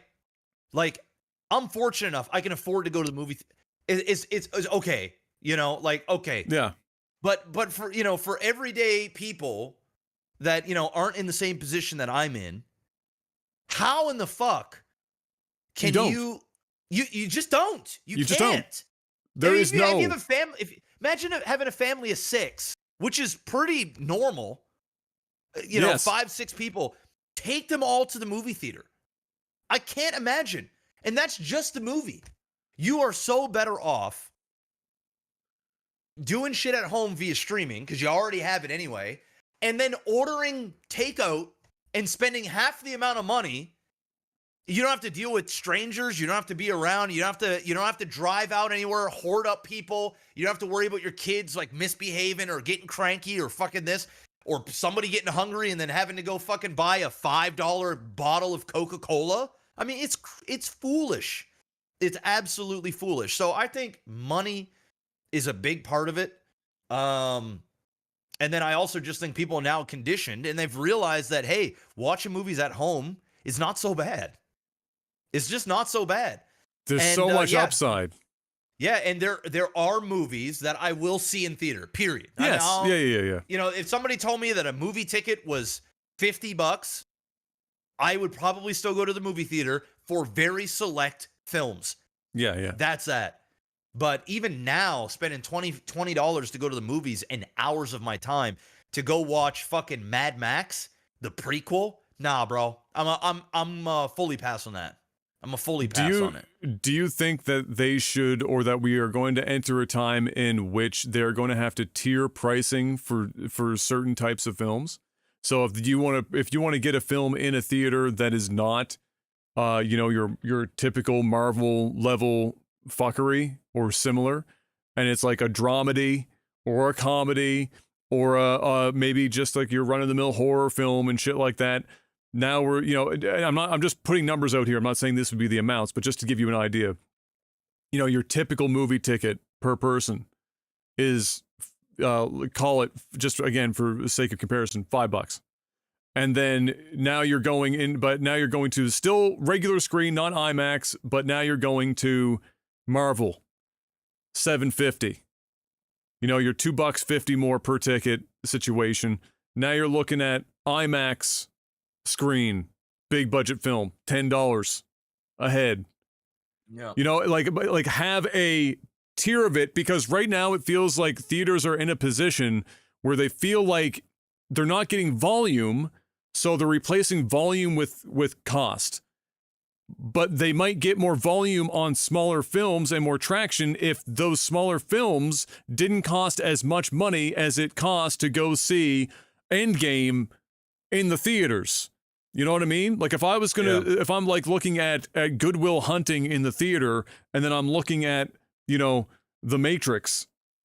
These are two very different situations, two very different films. One is in IMAX, one is not. I'm in my head, I'm thinking I would be okay with this one over here. The budget for Good Will Hunting, a hell of a lot smaller than it is for The Matrix. It makes sense. Charge me X dollars for this type of film, this level of budget, this smaller side of things, like they do in gaming. Like Hi-Fi Rush is $30 fucking. They could charge a little more, they should, but even if it was 50, that's still $20 less than if I went to go buy Marvel's Spider-Man 2 on the PS5 at $70 out of the gate. Do you think that theaters might get to a point, because if they just keep chasing the dragon by replacing volume with... They won't. I'm just telling you right now, they'll never do it? It'll never happen. Okay. It'll never ever happen. And unfortunately, it is what it is. The only way that they can change really the movie ticket prices is by the auditorium that's in there. You're going to pay extra couple bucks for IMAX or Dolby, and everything else is just straight across the board. The only things that they do to offset that is matinee night. And the thing is even on matinee nights, the movie theater still isn't fucking packed, bro. No. Like it's well, it's also one night a week in the middle of the fucking work week. So, I mean, you know, matinee nights, you're up against... That's why they lowered the price to begin with, is because back in the day, nobody would go. Goes on a Tuesday or whatever, right? Yeah. It's just not going to happen. And unfortunately, the movie theater prices are just going to get worse and worse and worse until the point where a lot of them go out of business, and a lot of them are going out of business. Yeah, funny enough, one of my worst holdings in my stock portfolio is Cineplex. I bought a bunch of Cineplex many years ago, and it is in the red, and has been in the red since I bought them. This is a horrible investment. So, you know, I'm probably going to sell that at the end of the year and take a loss on it, and then fucking, you know, write it off on taxes. Yeah, write it off on the taxes to be done with it. Because I just don't foresee it going up, and there ain't no way I'm buying the dip, because I think the dip is just going to keep on dipping until there's nothing left, until there's no sauce left to dip in. So, I mean, it is what it is. The theaters is in shambles. Will continue to be in shambles. And honestly, the only way to fix it is by putting out great, compelling films that people want to see, instead of more and more regurgitated Marvel and more regurgitated remixes or remakes and whatever, because people are just... It's true. The prices are just so expensive. People just ain't willing to take the risk. You know, the game is going to change. The game has to change. The game has got to change. You know, like it is what it is. It is what it is. Drake and Kendrick. Last week we were asked about that, and we didn't have the time, because you had some thoughts about Kendrick versus Six God. So I re-listened just to try to like remind myself. Yesterday, I listened to all of them in one sitting in order of their releases. I figured that was probably the best way to do it. So I've got, you know, I didn't sit there and do bar breakdowns for 5 hours, but I listened through them all. I've done that. To get, you know, to get the gist. Because honestly, after like the first like 3, they were saying a lot of the just like saying it in different ways, especially on Drake's side. Like he just started getting repetitive towards the end. So it was like, you know, what am I breaking down here? You're saying the same shit with different words. So, and both of them did that because they had already said everything they wanted to say in the midway point, and it was just more of like I felt it became who's going to have the last word and not where do we just end this. It's like they were just awkwardly standing in front of each other, both of them taking a bunch of hits. Nobody got really truly knocked out. They're like, all right, do we just keep going here? What the fuck are we doing? Like, is the pageantry done?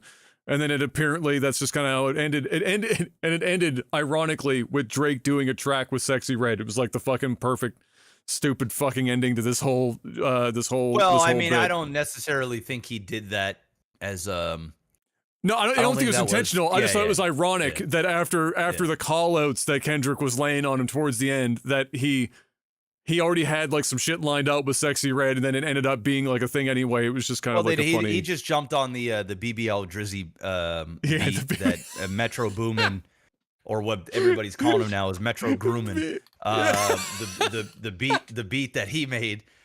Because he basically put out because in Drake's song he said, shut your hoe ass up and make some drums. And Metro went and made some drums.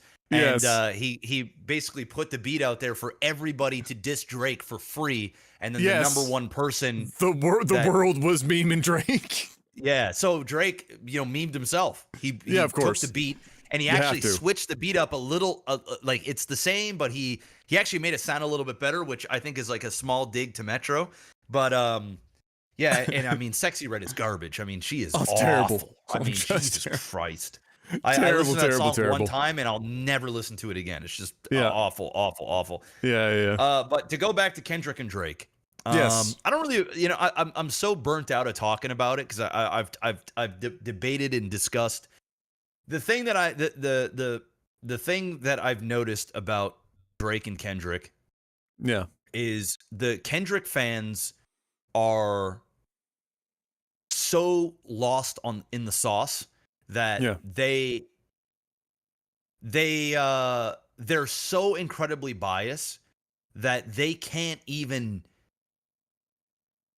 You can't if you don't say anything outside of Drake got absolutely destroyed, and he's a pedophile and he's this and this, then they don't even want to fucking hear you. They literally they are so like, there are biased Drake fans, but I at least feel like a lot of those biased Drake fans can actually give Kendrick some credit when it's due.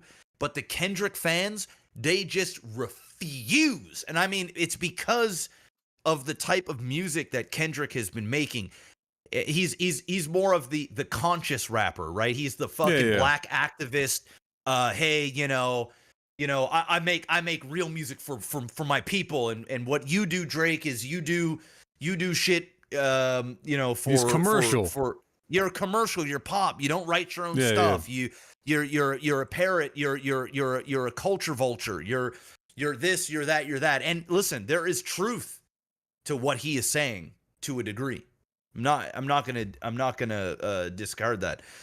But at the same time, just because Kendrick is the opposite of what Drake is in terms of, and they're both ultra successful. Obviously, Drake is on another level of commercial success, but Kendrick, I mean, he's no slouch. He's made a ton of money, probably hundreds of millions of dollars.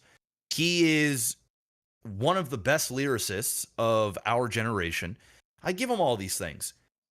But at the same time, it's a rap battle, and I go by a few metrics. The number one metric that I always look at are facts. I'm all about facts. All facts, no printer. Anybody can make up whatever and make it sound good. I mean, look at movies. It's just fucking fiction. Just make up whatever it is that you want to make up and be done with it. And you can make that shit sound really, really fucking good and everything else. So that's the first metric I look at. The other metric I look at is replayability. Like, do I want to keep listening to this track? Because, like, if you listen to something one time, it can be great, but if it has no replay value, then, in my opinion, it kind of takes you down a peg, because, you want to be able to re-listen to it and keep hearing different things as you listen. It's just one of these things. And then the other thing is how does it sound? Like, stylistically, like, certain artists speak to me and others don't. That being said, I'll preface this by saying I've never been a huge Kendrick Lamar fan. I've never been a huge fan. I like his music. Some of the stuff that his more commercial successful stuff, I actually dislike the most. It's some of the other stuff that he has that I actually think is really clever or eye-opening or just more of this conscious rap type stuff where he's actually saying something instead of just regurgitating a bunch of bitches, money, hoes, fucking anything goes, but started from the bottom, now we're here type shit. It's like, okay. So Kendrick Lamar fans, the diehard fans, they're delusional. They're just straight up delusional. I don't for a second think that Drake's career is over and that Kendrick Lamar absolutely obliterated Drake. I just don't think that. Do I think Kendrick Lamar won the battle? Yes, I do. And the reason why I think he won the battle is because I think he was always going to win the battle. Simply because the poster child that is Drake of your pop, hip hop, whatever, the commercial guy versus the man, the rapper's rapper, your rapper's favorite rapper, the fucking the guy that's got something real of substance to say. The fan base was never going to give Drake the W. Ever. It just wasn't going to happen. I mean, it didn't matter if Kendrick Lamar only put out one song, one diss record, and Drake did all the songs he did, the fanboys would still say that Kendrick bodied him. They'd still call Drake a pedophile. They'd still do this. And there'll be people that'll watch this video and be like, oh, well, did you see this Reddit post? Did you see this TikTok? Did you see this? Did you see? It's like, guys, okay, sure. I'm not here to debate who's what and whatnot. I'm just debating. I'm more of discussing who I think won the battle, and the stuff. Now, Drake, I enjoyed Drake's songs more than Kendrick's. But I will say, Not Like Us is my favorite song out of all of them, which is a Kendrick song. And I think that song had everything in it. I think it had replayability. It could be played in a club. I've bopped to that song a lot. I think it's very catchy. He's almost memeing on what Drake does, and then he does it. It went number one. He's got all these things going for him. So I think that was the best song, or the best, not even the best diss, but the best track per se, out of all of them. But with that being said, I actually enjoyed Drake's body of work throughout those diss tracks more than Kendrick's. But it doesn't mean that I don't think that Kendrick won the battle. And the reason why I think Kendrick won the battle is because that's the consensus. I mean, when I was driving a couple days ago and somebody was listening to Not Like Us, just blaring it out of the car. I don't hear any of that with Drake, with Drake's diss tracks. I also just think Kendrick was relentless.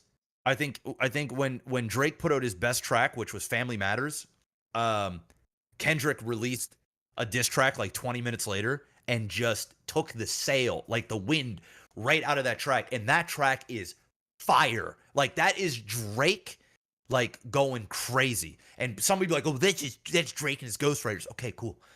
Whatever the case may be, Drake went off on that track and he was shooting everybody. I mean, and the other thing is Drake was up against like 5 different people all at once. They jumped this motherfucker. Like, this was a coordinated attack and Drake held his own.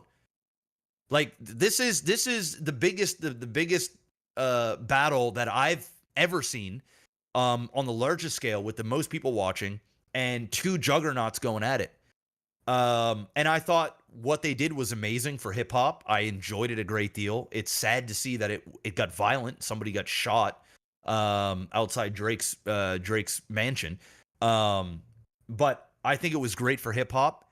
I think Kendrick Lamar etched the battle as a whole, but I also don't think Drake lost. I think what happened is Drake realized that, hey, this is a this is almost unwinnable at this point. And then he came out with this last song where he started, basically saying, oh, he was on the defensive, and he needed to be, because what do you say when somebody calls you a pedophile, right? If you give it attention, it's bad. And then if you don't give it attention, if you don't say anything, it's bad. It's just one of those topics that when Drake came out and he's like, yo, I'm not this. I think Drake's verbiage, I feel like the last song that he put out, it felt rushed. And it felt like I enjoyed his angle that he was going with, and I thought it was very clever. But what lost it for me for Drake in that last song, which I loved, by the way. When I first heard the song, I was like, oh my God, okay, because I was thinking, how is Drake gonna come like after this last Kendrick song? Where do you go, Drake? Like I don't know. Like what else can you do here? And I thought of a million things, and what he came up with is I didn't think of. And I was like, okay. But what I didn't like is when Drake was saying, oh, I obviously can't be what you're saying because I'm too famous. I've got, it's like, come on, Drake, you can't say that, bro, because there's tons of famous people and powerful people that do heinous things. And you can't say that. But I also understand, like, I looked at it a little bit deeper, and I know what he was trying to go for. It just didn't sound good. It's like, bro, that just wasn't the verbiage that you should have used. And, Drake also sounded defeated in the last song. Like, it wasn't even defeated. He just sounded tired. It's like, dude, I'm over this, man. It's like, I can't leave the fucking studio. It's like every day there's a song out about me, whether it's Kendrick, Rick Ross, fucking Metro, fucking The Weeknd, the Future. I mean, it just kept going on. And J. Cole dipped on his ass, said, fuck, he was the real winner. He got the fuck out of Dodge. He said, nah, bro. Nah. And I'm sure Kendrick called him up and was like, yo, bro, back out. Stay home. Stay home, because I'm about to come out with some shit. You don't want to be attached to any of this. Run. And I think he did. He said, okay, you know what? He went on stage. He said, yo, I love Kendrick. The song I put out, I'm removing it off all the streaming platforms. I'm not going to try and undermine what this brother has done for the industry and blah, blah, blah. Yo, man, if he want to knock me on the chin, man, I'm just going to take it. And he just took it. And he's smart as fuck to do that. Because the shit got real contentious. It got real dark. Both sides were saying some crazy shit. But the reason why I gave Kendrick ultimately it is public sentiment, even though I know a lot of it came from pure biasness. But I got to say, Kendrick did all of the things that Drake has done. He had the club hit. He had the I'ma talk to you shit. I'ma break down your life. I'm going to, expose you and blah, blah, blah. I had Drake winning the whole thing up until I felt like Drake was also a liar. So basically, both of them are bullshitters. Both of them. And if it was just Kendrick that was lying, then I'd have been like, Kendrick, you lose. Because going back to what I said on the first thing, facts. I like facts. If you're going to talk shit and you want to hurt somebody, you got to say truthful stuff to hurt them. You can't fucking just make up something like, oh, your kid isn't yours. Or, oh, you got a daughter. It's like, bro, I ain't got a daughter. And people are like, oh, shit, exposed. It's like, bro, if you don't have a daughter, he doesn't have Somebody in my chat there, when I was discussing this, they were like, well, how do you know he ain't got a daughter? Kendrick said he got a daughter, so he got a daughter. It's like, well, he's saying, if you can find the daughter, I'll fucking retire. I'll fucking work for you. I'll do whatever. Oh, well, he did it before with Adonis. He hit his son. He hit his son for the world, not the world from his son, or whatever the fuck. It's like, he did it again with an 11-year-old daughter. It's like, guys. And then the part that took me off was when Drake was like, yo, yeah, we planted all that stuff. Yeah, we put all this stuff in there because we know you were just so thirsty for for the drama, didn't do any investigation, and he's rhyming and he's doing his thing, which I thought was super dope, and I thought it was cool because he knew that he didn't have a daughter, but I don't think for a second that Drake actually planted the stuff, and he just made it seem like he was this diabolical, which he is kind of diabolical, but this is on a whole nother level where it's like, Drake, I'd believe you, bro, if you had proof. You don't have proof. And Drake is a smart guy. He is a very calculated individual. And there is a lot of things that Drake does in battles and even not in battles where he has things planned meticulously, and his camp and the people around him, it's chess moves all the time. You mean to tell me that if you planted fake daughter information to Kendrick Lamar, that you're not going to have video footage of you talking to your boys or whatever, going, hey, yo, listen, I'm going to go ahead and plant this shit, and this motherfucker's going to pick it up. It's going to be a big part of his song, and then I'm going to fucking throw it on his face. None of that happened. He just said he did it. And it's like, Drake, you're not stupid, bro. If you actually did this shit, just like in Family Matters with the music video where he took Kendrick's van, van, and he crushed it, dude. That whole song, fire. The visuals, the shit that he said, that shit was wildly good, like extremely good. Why, if his last song, The Heart Part 6 or whatever it was called, if he had really done this stuff, he needed to do another visual video of him planting this evidence or this fake shit. And he needed to go in deep. And if he would have done that, he would have had it for me. He would have had it. The problem is he didn't. And I think that Drake lied about that to make himself look like he had this 50,000 IQ play, when in reality, Kendrick Lamar just got shitty information from somebody. Whether it came directly from Drake's camp or it was planted or not, it's irrelevant. You need to have proof, right? Just like Kendrick had to have proof that he had an 11-year-old daughter somewhere. What's her name? Where is she at? Why? Or that Drake's a snitch. Where is the proof? You know, why? And Drake goes in the last song and he disarms a lot of this stuff. And I believe that he didn't do a lot of the things that Kendrick is saying that he did. But the thing is, it's a he said, she said.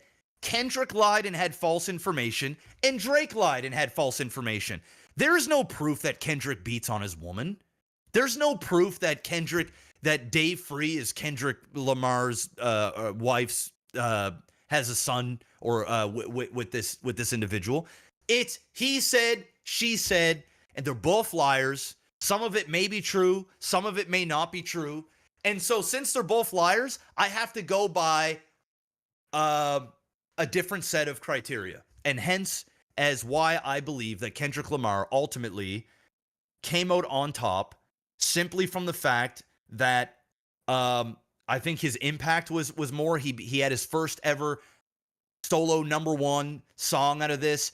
He made the most noise. I think Drake held his own. I think he did extremely well under crazy conditions. He went up against what is argued to be the best lyricist of our generation, which is also stamped by someone like Eminem and other artists. When Eminem and all them did the Super Bowl, who did they bring? Kendrick Lamar, right? The hip hop world as a whole was never going to allow Drake to take this W, ever, because he has ghostwriters. He's a light-skinned brother that makes fucking poppy ass, tunes. He paints his nails. He is the guy, and there's nothing wrong with any of that stuff. But from a hip hop type purist, you know what I'm saying, Adam? The culture ain't gonna have that shit, bro. No. He can hold the trophy for making the most money and having the most #1 hits and being the fucking MJ of the music game in this generation. You go ahead and have all those accolades, but when it comes down to it, Kendrick Lamar does speak the truth. He is a little bit of a culture vulture, and he does surround himself with people that ups his own image, and in return, he gives them massive commercial success. And it's a synergy that has made Drake very famous and very rich and have a ton of power within the industry. And Kendrick Lamar didn't need any of that. Kendrick Lamar just used his talents. He stayed in his lane. He perfected what he does, and he's respected for that. And I think that Kendrick Lamar has shined and done more damage to Drake than what Drake has done to Kendrick. And hence, as to why I have to slightly give the edge to Kendrick. And I mean that slightly. I don't think it was a landslide under the set of circumstances. I know that there'll be fanboys that'll say, oh no, bro, you got fucking bodied, it's over. Go. You can have your opinion. That's fine. But Drake will continue to come out with #1 hits. He will still continue to make boatloads of money and have massive commercial success, as will Kendrick. I just think we all got spoiled. It was a fantastic few weeks of hip hop. I'm grateful that I got to enjoy it in real time. I spent an obscene amount of hours watching reactions and deep diving, and I enjoyed it. I thought it was great, but I have to give it to Kendrick ever so slightly. That's my 2 cents. But Drake did fucking great, man. He's got some really, really solid hits. And the last thing is, before I let you go, Adam, is when it comes to Kendrick, I cannot stand Kendrick's cadence. I don't like the way he sounds. I don't particularly like his material a lot of the time. But I will say he did a lot better than I thought he would in a battle sense. He was up against somebody that is battle tested. Drake is a student of battle rap. He understands it greatly. And Kendrick Lamar came in and did his fucking thing. And I have to give Kendrick props for that. I think Kendrick outperformed what I thought he would do in a battle. And I also thought that Drake outperformed for what the amount of songs these guys put out in such a short period of time on that scale is impressive as fuck on both sides. But I'm not a big fan of Kendrick's, like his puberty sounding whiny shit. I'm not a fan of it. But when Kendrick is spitting and he's doing his fucking thing and he's in his bag, man, shit's fire. I'll leave it at that. Yeah, so first of all, I guess I'll say a quick hi to Jarda in chat there, who's somehow come across a live stream on YouTube with a handful of people, managed to actually get here, not knowing who we are. That is so rare. So I'm just gonna say, what's up? He's trying to figure out who the fuck we are. We're sitting here yapping about this shit. You go to the channel. We're StarCraft casters for years. Now we do a podcast because we're old men. That's what we do. That's the long short of it. Yeah. So it just took me by surprise because I was like, nobody ever discovers a channel on YouTube from live streams. That never fucking happens. So yeah, man. For me, this was a weird. Okay. Oh God, I'm trying to like gather my thoughts to like make it okay. This whole thing felt crazy forced. This whole thing felt forced to me. It almost felt like if you told me in 5 years somebody discovered that these two guys were actually working behind the scenes to just do this together to pump each other up, it wouldn't even fucking shock me. And the only reason I wouldn't think that is because Drake's already there. And so it's the only thing stopping me from imagining it because it felt that forced to me. But if you knew the history, no, I understand. No, yeah, I know there's a lot. I know this is building up. It still didn't stop it. Like I know it's there. It didn't stop me from feeling like it was forced because it felt like it came out of nowhere. Because all of this really precipitated off of a line that ironically J. Cole dropped in the song about the big three. Mm-hmm. It wasn't even Drake that dropped the line. It was J. Cole, and J. Cole's the man that dipped immediately and said, "Nah, J. Cole did him dirty, bro." And everybody rolled the hand grenade into the room. Yes, yeah, they were. That's what everybody wanted to see because they're like, "Okay, Drake's gonna lose against Kendrick." J. Cole's legit. Yeah, that man's got the heat, dude. I still watch. Every once in a while, I still watch his freestyle from like 7 years ago now, maybe on the radio. I can't remember which one. It wasn't Sway. It was another one. and he did a rap over two things. It was Mike Jones, one of Mike Jones' tracks, and then before that it was another one from like '93 or some shit. I can't remember the name of the song, the track that he did over it, and that J. Cole was fucking fire. But so I agree, between the two, I would have preferred J. Cole versus Kendrick. That out of the way. So it felt fucking forced to me. Because I think a lot of it was because it was kind of, even though there was a build up, it felt like the last straw was a J. Cole line, and not even necessarily something that Drake said that would have gotten Drake and Kendrick to go at it with one another. So it felt a little forced. But like, at that out of the way, my next gripe with it was that ultimately these two guys really only had one thing to say about the other, and then because they got into it, they had to then do all this extracurricular activity that precipitated in a lot of the shit that you just talked about, in terms of just pulling shit out of thin air. Not all of it is facts, because the reality is both of them had one thing to say about one another. Drake wants to say, listen, I'm not here to be the greatest lyricist to have ever lived, or I'm not here to be the guy that's propping up the culture the way that people want it to still be propped up, like it's 1989, right? Drake is not aiming to be that. That's not his modus operandi. No, he's not. He's a upper middle class mixed bro from Ontario, Canada, a suburb. He ain't that guy. He's never been that guy. He's close to it now, if only just by association. The guy from fucking Compton, you know what I mean? You are up against the you're guy. Up against the hood. You're up against the who the is culture. The culture. Yeah. At least again, the culture that they want to. Kendrick's side, and it's not that I disagree that this shouldn't be the case to a degree, but sometimes I feel like they hold on to the genesis. I couldn't be any whiter saying this shit, but the genesis of hip hop, what hip hop was born out of, right? And what it was used almost as a weapon for from that community for decades, especially the 80s and 90s, right?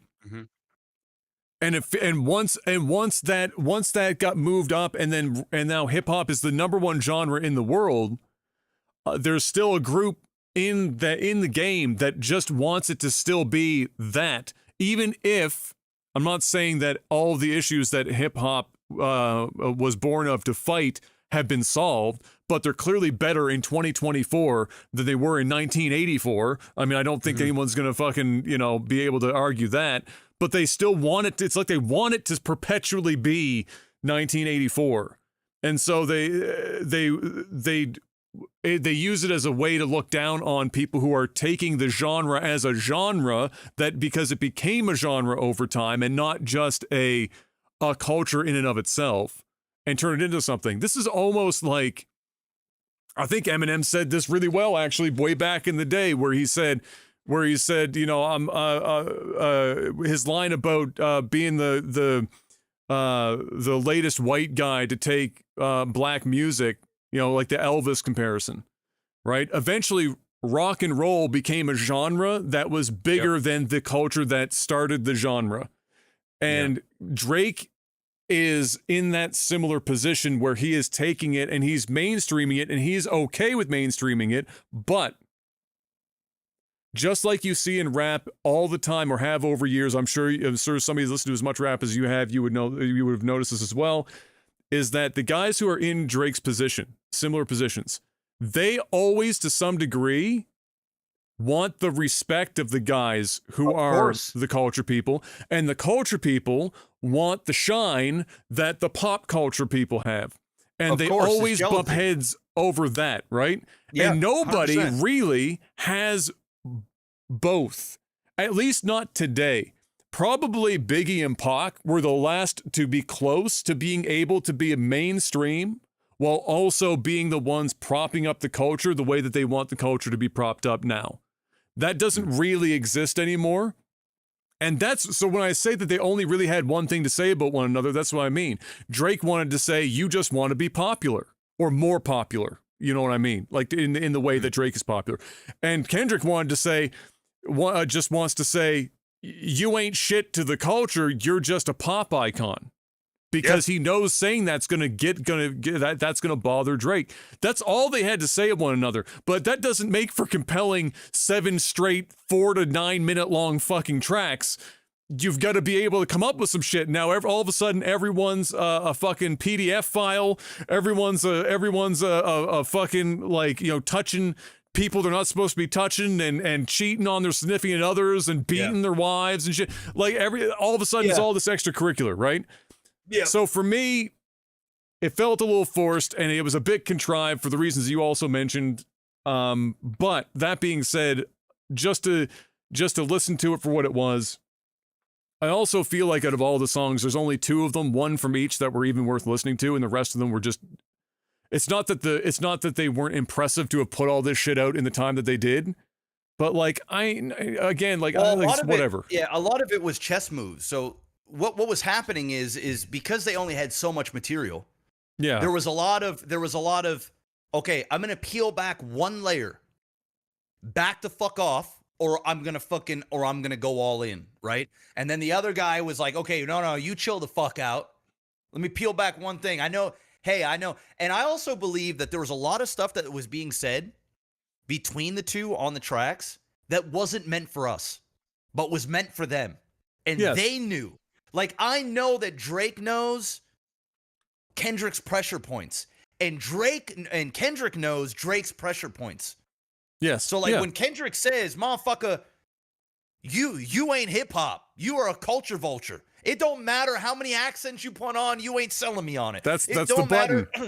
It don't matter how many black hip hop dudes you're with. It don't make you any blacker. It doesn't matter who you have writing your music. It don't make you a good writer. He's basically saying all the things that gets under Drake's skin. Yeah, of course. And Drake is saying shit to Kendrick that gets under his skin. But we, of course, pick up on the big things like, oh, pedophile accusations, oh, woman beater accusations, oh, abandonment, kid issues. You got bad splits? That was the other thing. Oh, your record deal. Let's talk about that. So there's just a lot of fucking shit that was being said. But I gotta say, man, I enjoyed it. I enjoyed the whole fucking ride. I thought it was a ton of fun. I thought both of them were creative. Yeah. And I agree with what you're saying to a degree. It started to feel. I think the reason why it started to feel forced is because I think it was to a degree. Yeah. I think ultimately it was kind of forced. And this thing has been going on for a long time, and they've been kind of taking subliminals. Especially like Drake and it wasn't even the fact that they were like, yo, Kendrick, you're trash, but they were alluding that like, hey, yo, we're in the top. And Kendrick, that upsets Kendrick because Kendrick believes he's the fucking man. He's the fucking guy. What do you mean? I'm not in the don't fucking say big 3, motherfucker. It's just big me. Like, what are you talking about? You guys do what it is that you do. Don't fucking put me in your shit. He didn't like that. And I also think part of it is for the sport of hip hop. I think that deep down, Drake and deep down, Kendrick wanted to fucking throw down. And both of these motherfuckers felt like they could win. And both of these guys wants the world to know who the better one is. And you know what? Just like in the big heavyweight boxing where we had Fury versus Usyk, finally, we have 2 juggernauts in their primes battling it out in front of the world. And as hip-hop fans, we have to take a second to just appreciate that, because a lot of times people want to preserve what they have and just let the audiences figure it out amongst themselves, where they don't have to take the risk. Like, they don't have to get exposed. And both these guys, on the largest scale possible, tens and hundreds of millions of listens in a short period of time. Everybody was talking about this beef, bro. Everybody, in pretty much across the world, this was the news, and they did it for us. And I think part of it came down to sport as to why maybe it started to feel a bit forced, is because they're like, hey, you know what? We're gonna fucking throw down, and we're gonna see who's really the guy. we're going to really see. And I think ultimately both of the dudes ended up coming out like they're the guys. I really truly do. Well, I think that they came out as the guys in their respective Correct. ways. So like this in their all came lanes. this like, and that was what was the crazy part about this was to me, of course, is that they both went in with everyone with the understanding that Drake is Drake and Kendrick is Kendrick. And you knew that Kendrick was going to come in doing Kendrick shit in his disses, and you knew that Drake was going to come in doing his shit, And do great. and you knew that Yep. Drake's were except I mean in fairness, and that's what was impressive about Kendrick dropping was that it was like a club banger. It was something that could be played. It was unexpected. fire. That was probably the one thing about the whole thing that The A that, minor line, bro, is so crazy. yeah, I mean that's how do you recover from that shit? But the fact that it was able to be bumped like a Drake track is probably the why I also give it to Kendrick over Drake is that Kendrick I think that shows something that ultimately Kendrick, if Kendrick wanted to do what Drake is doing, I think Yeah, he showed Kendrick he could could do totally it. fucking do it. 100%. Right? 100%. The problem is that for Drake can't go in the reverse. Drake is really Correct. good at what he does. He can't come down Correct. and do Kendrick shit. He doesn't have it in him. He doesn't, his ghostwriters don't have it in him. None of them are Kendrick Lamar. He's got the delivery, he's got the look, he is the quintessential pop piece. Yeah. Well, he Like doesn't have the culture. Kendrick No. has the culture, right? Yeah. He's lived it. I mean, there are people know. that could be an amazing lyricist and they're not the culture, but Drake just ain't a writer like that. He's just not that guy. Not everyone is that guy. Obviously there are more lyricists that are coming up like any artist. Almost all of the time, there's always outliers, but almost all of the time, the best artists are the ones that come from something tragic. That's almost always the case because art is what saves them and art is what gets them out of the tragedy. And so when somebody comes in and they don't come out of tragedy, it's not that it's impossible for them to be able to still do great things, but it is significantly more difficult because you can't relate to them like that. Yeah. Because there's nothing to be related to. You don't relate. And that's why Drake has had to be a bit of a culture vulture so that people can relate to him in the rap game. People that listen to hip hop can relate to him more what he's saying. Because if otherwise, how many people listening to hip hop are relating to Drake when he's like, I grew up in a fucking middle class neighborhood in Ontario, Canada, and I did a teenage drama show. It just don't sound sexy. You can't do that shit. Yeah, it's like with M and the biggest time, knock against him being white for the longest time. The guys that give him his flowers are like, look, this is a guy that went up through the white version of what the black community goes through. Like M had the white trash, which is like the version of, and then he was also in a black community. He's in Detroit. I mean, Jesus, it doesn't get a lot deeper than that, other than going straight to fucking Compton, right? I mean, that's the East Coast side of things. What helped Eminem is his backing. You know, when you have Dre, you know, when you were surrounded and you prop up somebody like 50 Cent, you know, and you basically create that gives you. Because ultimately, if Dr. Dre is giving you a stamp of approval, or Jay-Z, or any of these Lil Wayne, any of these icons in the hip hop world, your rapper's favorite rapper, right? Yeah. When they're the ones that are co-signing it, it's harder for other people, like other artists, to come at it. Because if you say no, Eminem, you're white, your music's trash, I don't believe any of it. But Dre over here is saying, man, fuck you. This motherfucker is out rapping all you black motherfuckers. He is the fucking man. Well, now you're going against Dre's word. You don't want to do that.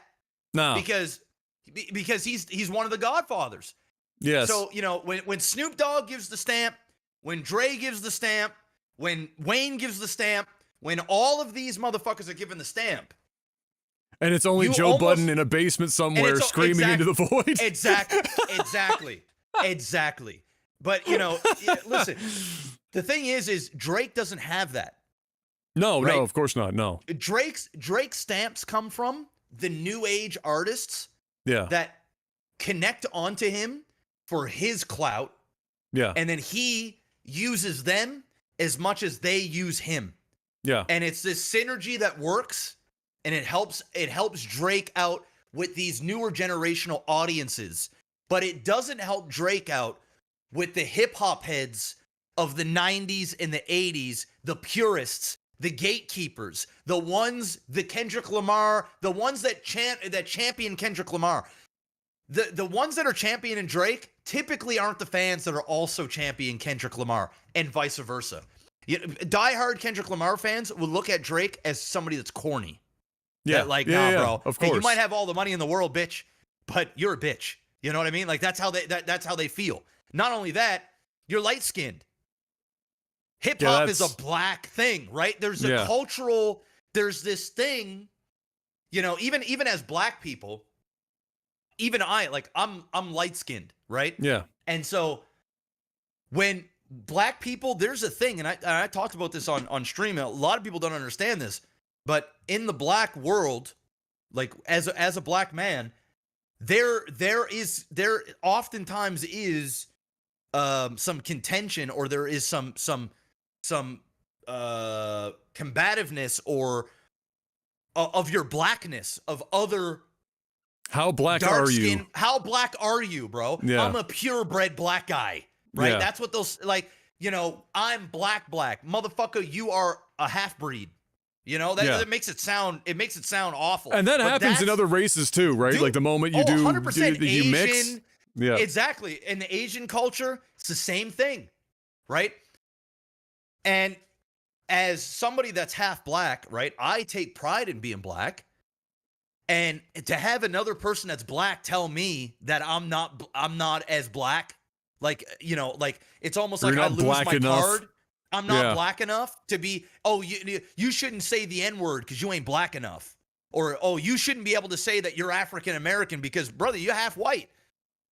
Well, listen, mother, these are discussions that happen in the black world. I have black family that are dark, that are black. My dad's one, and then I'm half. So there are things that are said within the black community, and it's no different in hip hop, where there are purists that are like, hey, if you ain't dark skinned, then you don't really know the struggle. It's the same thing with black women. Mm. Dark skinned black women, oftentimes there can be some combativeness between light skinned women. So it's big, dark, black, bold, beautiful. And then light skin. You got the Beyoncés. It must be nice. You got the good hair, not the nappy hair. These are the conversations that happen. Can I say something? You let me know if this is like the most racist thing. Well, this is not really racist, but like, is there anyone that hates black people more than black people? No, I mean, well, the thing is, you know what I mean when I say that, right? Like what you're describing. Yeah, I know exactly what you're saying, and this is something that is discussed a lot amongst black people, or I guess woke black people, or like black people that kind of can take a step back and go, guys, like we already have enough racism towards us from white people, Asian people, whatever. Why in the fuck are we putting each other down? And why are we giving more ammo? It's like, dude, guys, it doesn't matter how dark your skin is. We all are facing the same type of stereotypes or the same types of things. The problem is dark skin, some dark skinned black people think as though that their struggles are worse than yours because you are partly white. And so you're the way that people look at you. And listen, there is some truth to it. Yeah. That's the sad part about it is there is some truth to somebody that is really dark skinned opposed to somebody that's light skinned, and however else you want to put it, these are discussions that happen, and this is the reason why somebody like Drake, it would get under his skin, because you can tell he just wants to be accepted in a race that he couldn't choose. He's black. It's just he just is mixed. And you go in the other direction too, right? And maybe you speak to this too, but like anyone that's a mixed race, you feel like you can't go in either direction. You don't you want to identify with one or the other, but you're both. Yeah. And neither side seems to want to wholeheartedly take you on. So like, for Drake, he's trying to like get into with the black community. The white community already like accepted him for a part of his life, obviously, to some degree, but he doesn't want to go on that road. He doesn't associate. He doesn't want to for whatever reason, but he must feel like he's not white, he's not black, and neither side want to necessarily outright claim the guy. And I'm sure you probably, when you were growing up, were trying to figure out what side of the fence you wanted to or felt like you associated with, or anyone that's mixed in a similar situation. People that get interviewed that live like in Japan that are mixed Japanese. Japan is very fucking hardcore about that shit. Super racist too, man. Wildly. Oh my God, they're brutal. Oh yeah, and so the half Japanese, even for people that were born in and grown up and the whole 9 yards, and they're not seen as Japanese, but then they say if I go to where like one of my other parents come from, whether it's like the US or the UK or Canada or even other places around the world, they say, but then they see me as Asian. Yes. And so I'm not there either. So they're like, what the fuck? Like, what do you want me to do? And it's a really shitty fucking situation to be stuck in, right? I mean, I would say obviously that gets under Drake's skin easily, literally, too, bro. Yeah, of course. I mean, it's kind of crazy. Like even just saying like trying to fit into the black community. It's like, dude is black. You know what I mean? There is no fitting in. It's just this dark-skinned brother was pretty much trying, and even Rick Ross, who's dark, started calling Drake white boy. Kendrick in the song is saying, I don't even want to hear you say the word nigga no more. I'm just going to take that away from you. Yeah, and then that's Drake crazy. Starts the song, Family Matters, with the word. Yes. Right? And his mom is saying, well, maybe you shouldn't start off by saying, he goes, nigga. He literally emphasized it. Like, motherfucker, I'm black. There ain't nothing don't matter how much you fucking say it. It is what it is. But it just so happens that because Kendrick Lamar is dark skinned, he's the hip hop darling. I feel as though he feels like he's got to carry the torch and he's got to be the fucking guy. And Drake's even like, yo, isn't your woman mixed? Like, motherfucker, why are you? Yeah. What are you coming at me for? What are you going on about? Right. And there's truth to that. Yeah. Like so one way or another, I thought it was good. I got Kendrick up slightly. I preferred Drake's body of work more than Kendrick's personally, but from an unbiased standpoint, I got to give the edge to Kendrick. But I think as hip hop fans, we all won. I just think it was just a crazy time, and I don't think that this is the end. I think this is the end for a while, but I think that Drake will come out with something. After he has his vacation, all this stuff, I think that there'll be something else said, and we'll see where it goes. But if nothing else is said anymore, I'm okay with what we got. It's just a shame that it turned to violence, because that's crazy. Fucking sad. But it's again to kind of like about what I was talking about earlier with holding on to the 80s and 90s hip hop. And the scene that I associate that with 80s and 90s hip hop, the gang side, right? The West versus the East, the let's get into the same building and see what happens kind of a situation, when there's just no fucking need for that shit right now. That ain't the same. We ain't in the same. No, Kendrick's not in the same position. He's rapping about the black activist shit, and that's fine. But like this ain't the 90s. This isn't the East versus the West. This ain't the Crips and the Bloods and the whole 9 yards. This is that exists, but it ain't between Kendrick and Drake. I mean, for fuck's sake, to be taking it down that road is crazy. I mean, Kendrick's even going at the fact that he's like Canadian. It's like, dude, being Canadian or being black or white or half or Asian or whatever, or Hispanic, whatever race or creed, male, female, it doesn't matter. If you make good music and you are good hip hop, just because your skin doesn't look the way that, the culture feels like it needs to be in order to be on that level at the peak, is absolute bullshit. It's bullshit. Eminem is the fucking lyricist goat of rap. Who's all dropping time. something tomorrow, by the way. Exactly. And I'll listen to the whole thing. We will be listening. Yes. He is the fucking goat, and he's white. Yeah. So come on, man. Come on. Eminem would do laps around Kendrick Lamar. Bro, do you think, here's a question for you. Here's a question. Do you think that, what do you think Kendrick thinks of M? Has Kendrick ever spoken publicly about M? Yeah. Okay. Yeah. I mean, because Kendrick Lamar is a lyricist, and you got to respect other lyricists. Yeah. And Kendrick is at the top of the food chain, and Eminem says the same thing about Kendrick. I think both of them would be humble, and both of them would tip their hat to each other. I think that they just respect each other. I don't think they'd ever battle or anything like that. But, Eminem in his prime, I mean, come on. It just doesn't, in my opinion, it just doesn't get better. It just doesn't get better than that. And dude's white. He's white. You don't get much whiter, in all honesty. He is. Yeah. I mean, his hair is staying nice and dark, though. That Just for Men. Really doing some work. on M's head. Let's answer a couple questions for tech support real quick before we get out of here and maybe get some StarCraft done. Marky Mark is asking, what do you guys do for pension planning? I'll be very short about this. Not much right now. I am a millennial that didn't make millions of dollars before the pandemic hit and fucked the entire economy.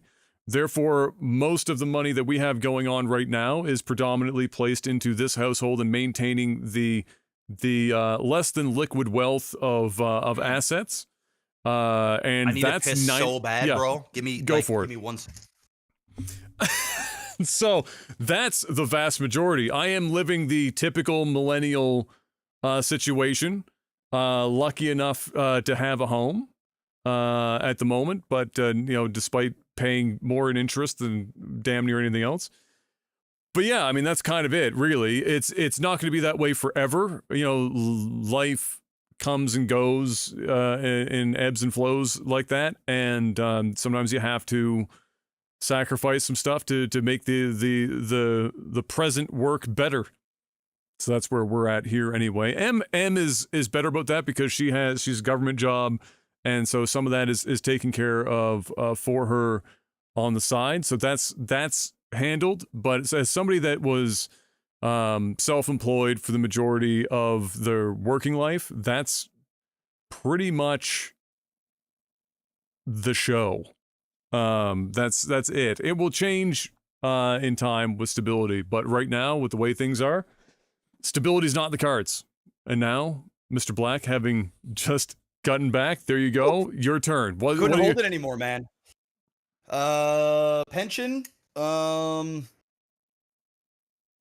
mean, I don't really have. I have Canada pension that I'm like forced to pay into. So I mean, I do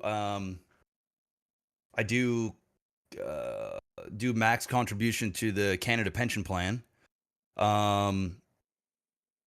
I have some RRSPs, so like some retirement funds. Yeah.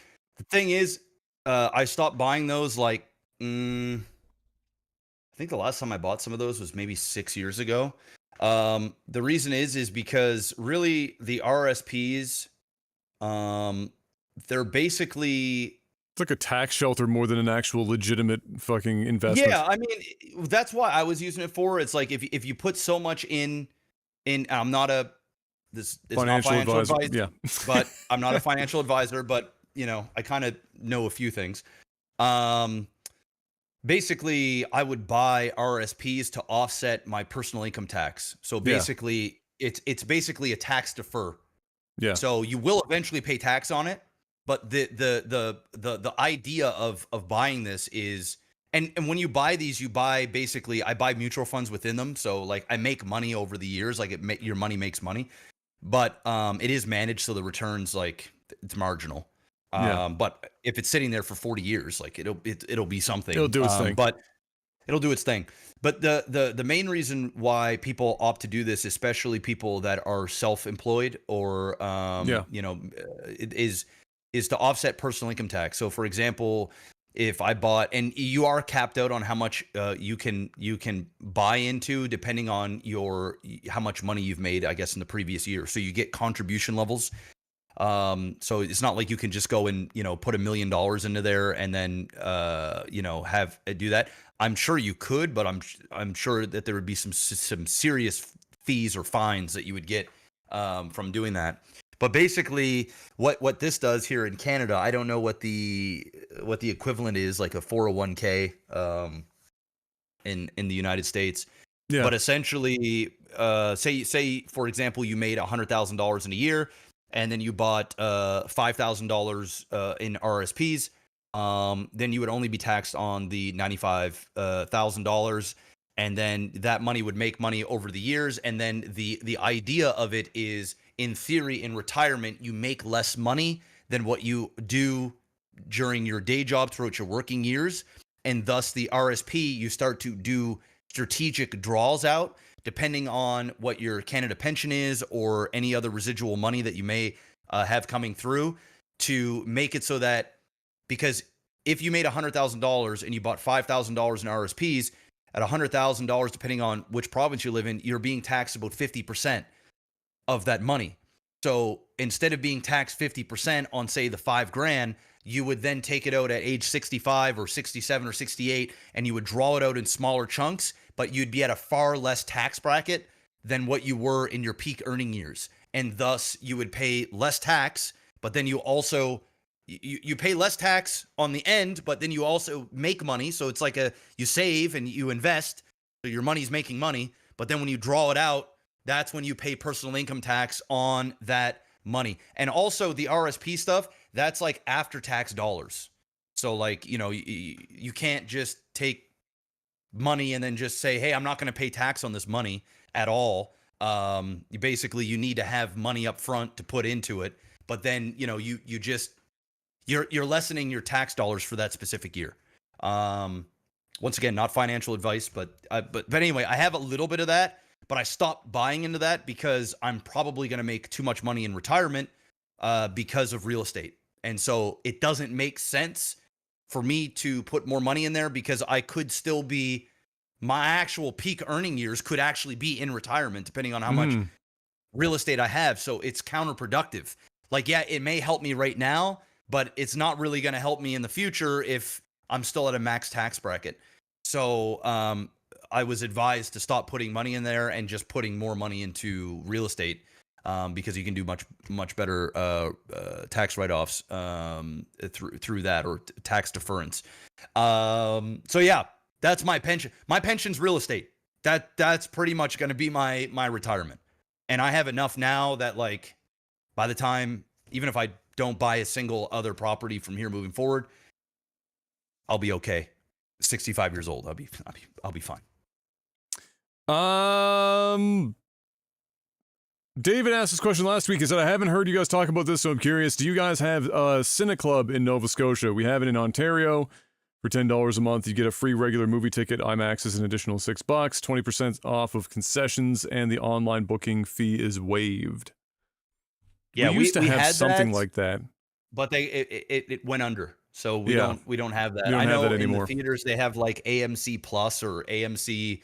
Yeah, something. some weird thing.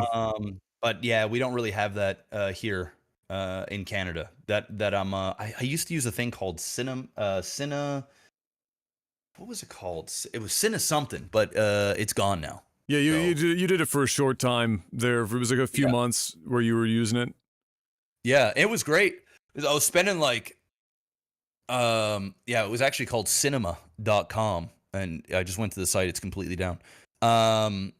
Yeah, basically, I think I paid like $10 a month, and it pretty much got me like 3 movies a month, and I could bring somebody with me.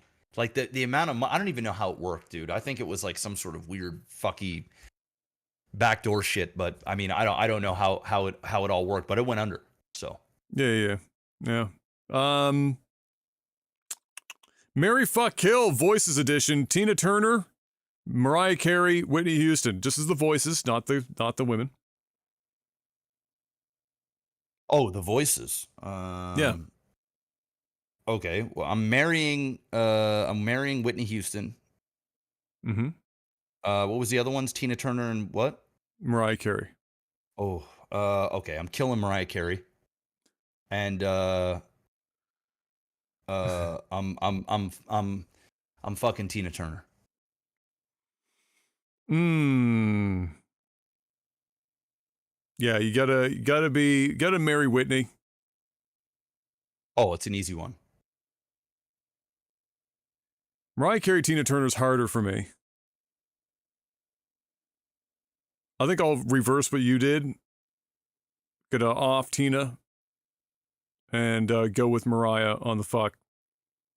The voice, that is. Yeah, that's close though. Like Tina Turner, Mariah Carey. Whitney Houston is like her own category of Yeah. thing. But yeah. I think for me, I just rather have Tina Turner sing to me, on a one night stand than Mariah yeah, Carey. Yeah, true. Yeah, that's fair. Personally, That is fair.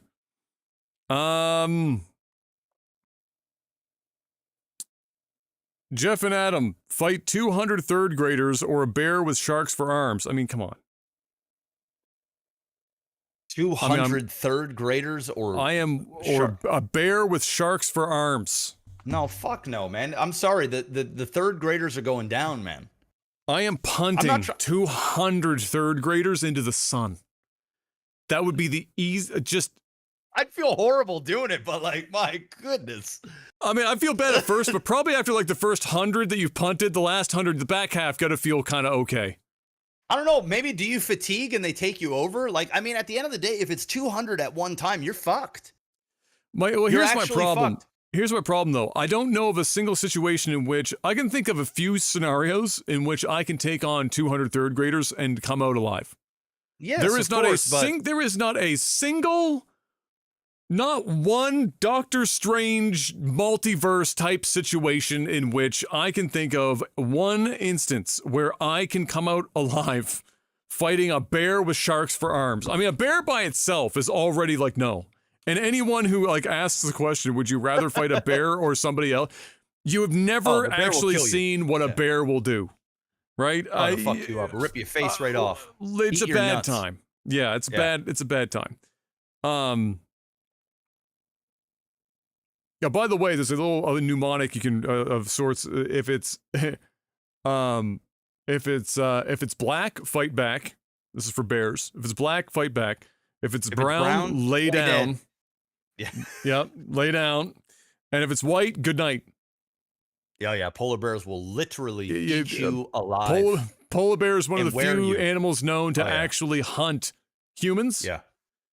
The other two, you have to go out of your way to bother them. And but if it's black, fight back. If it's brown, lay down. And the problem with brown and laying down is, they're still going to play around with you. And when they play with you, it's still going to break some ribs. It's going to do a lot of damage. That's the problem. Just don't panic. Just don't start fighting back when they snap your leg in half. You better just eat that. You just better say, well, you take it like a champion. You just take it. If you go, punching it, poking the eyes, bro, you're done. It's over. Game over. He's gonna make sure you ain't moving ever again. Max asks, did you guys follow the ice hockey championships at all? Greetings from Czechia. Oh, well, hello, Max. No, neither of us really watch much hockey these days. I will still watch the World Juniors parts, like on and off when the World Juniors are on around Christmas, New Year's time, because everyone's, off from work. I've got family over, we'll have it on in the background. We'll be watching the World Juniors and shit. But otherwise, I haven't been invested in much hockey in a long time. And I only just recently got back into watching basketball, and that's my primary sport. I did try to watch for no reason other than it was on after a basketball game and they cut to one in progress. I tried to watch a baseball game. That is how anyone can watch baseball. Playing baseball is fun. Watching baseball it's awful. is a mess. Yeah. It's not for me. Zonix, Adam, if you could have one item of Jeff's, and Jeff's, if you could have one item of Adam's, what would it be? Can be anything. Somebody might expect me to say the new car, but I don't think I'd fit in the driver's seat anyway, and I can't drive manual, so we're going to avoid that one. It's not manual, so you're good. Oh, it's automatic? It's automatic. Okay, all right, so I'd be safe there. I just wouldn't... It's got paddle shifters, and it's got a manual mode for the... You can use the gear shifter to shift, but it is an automatic. Yeah. They don't make them in manual.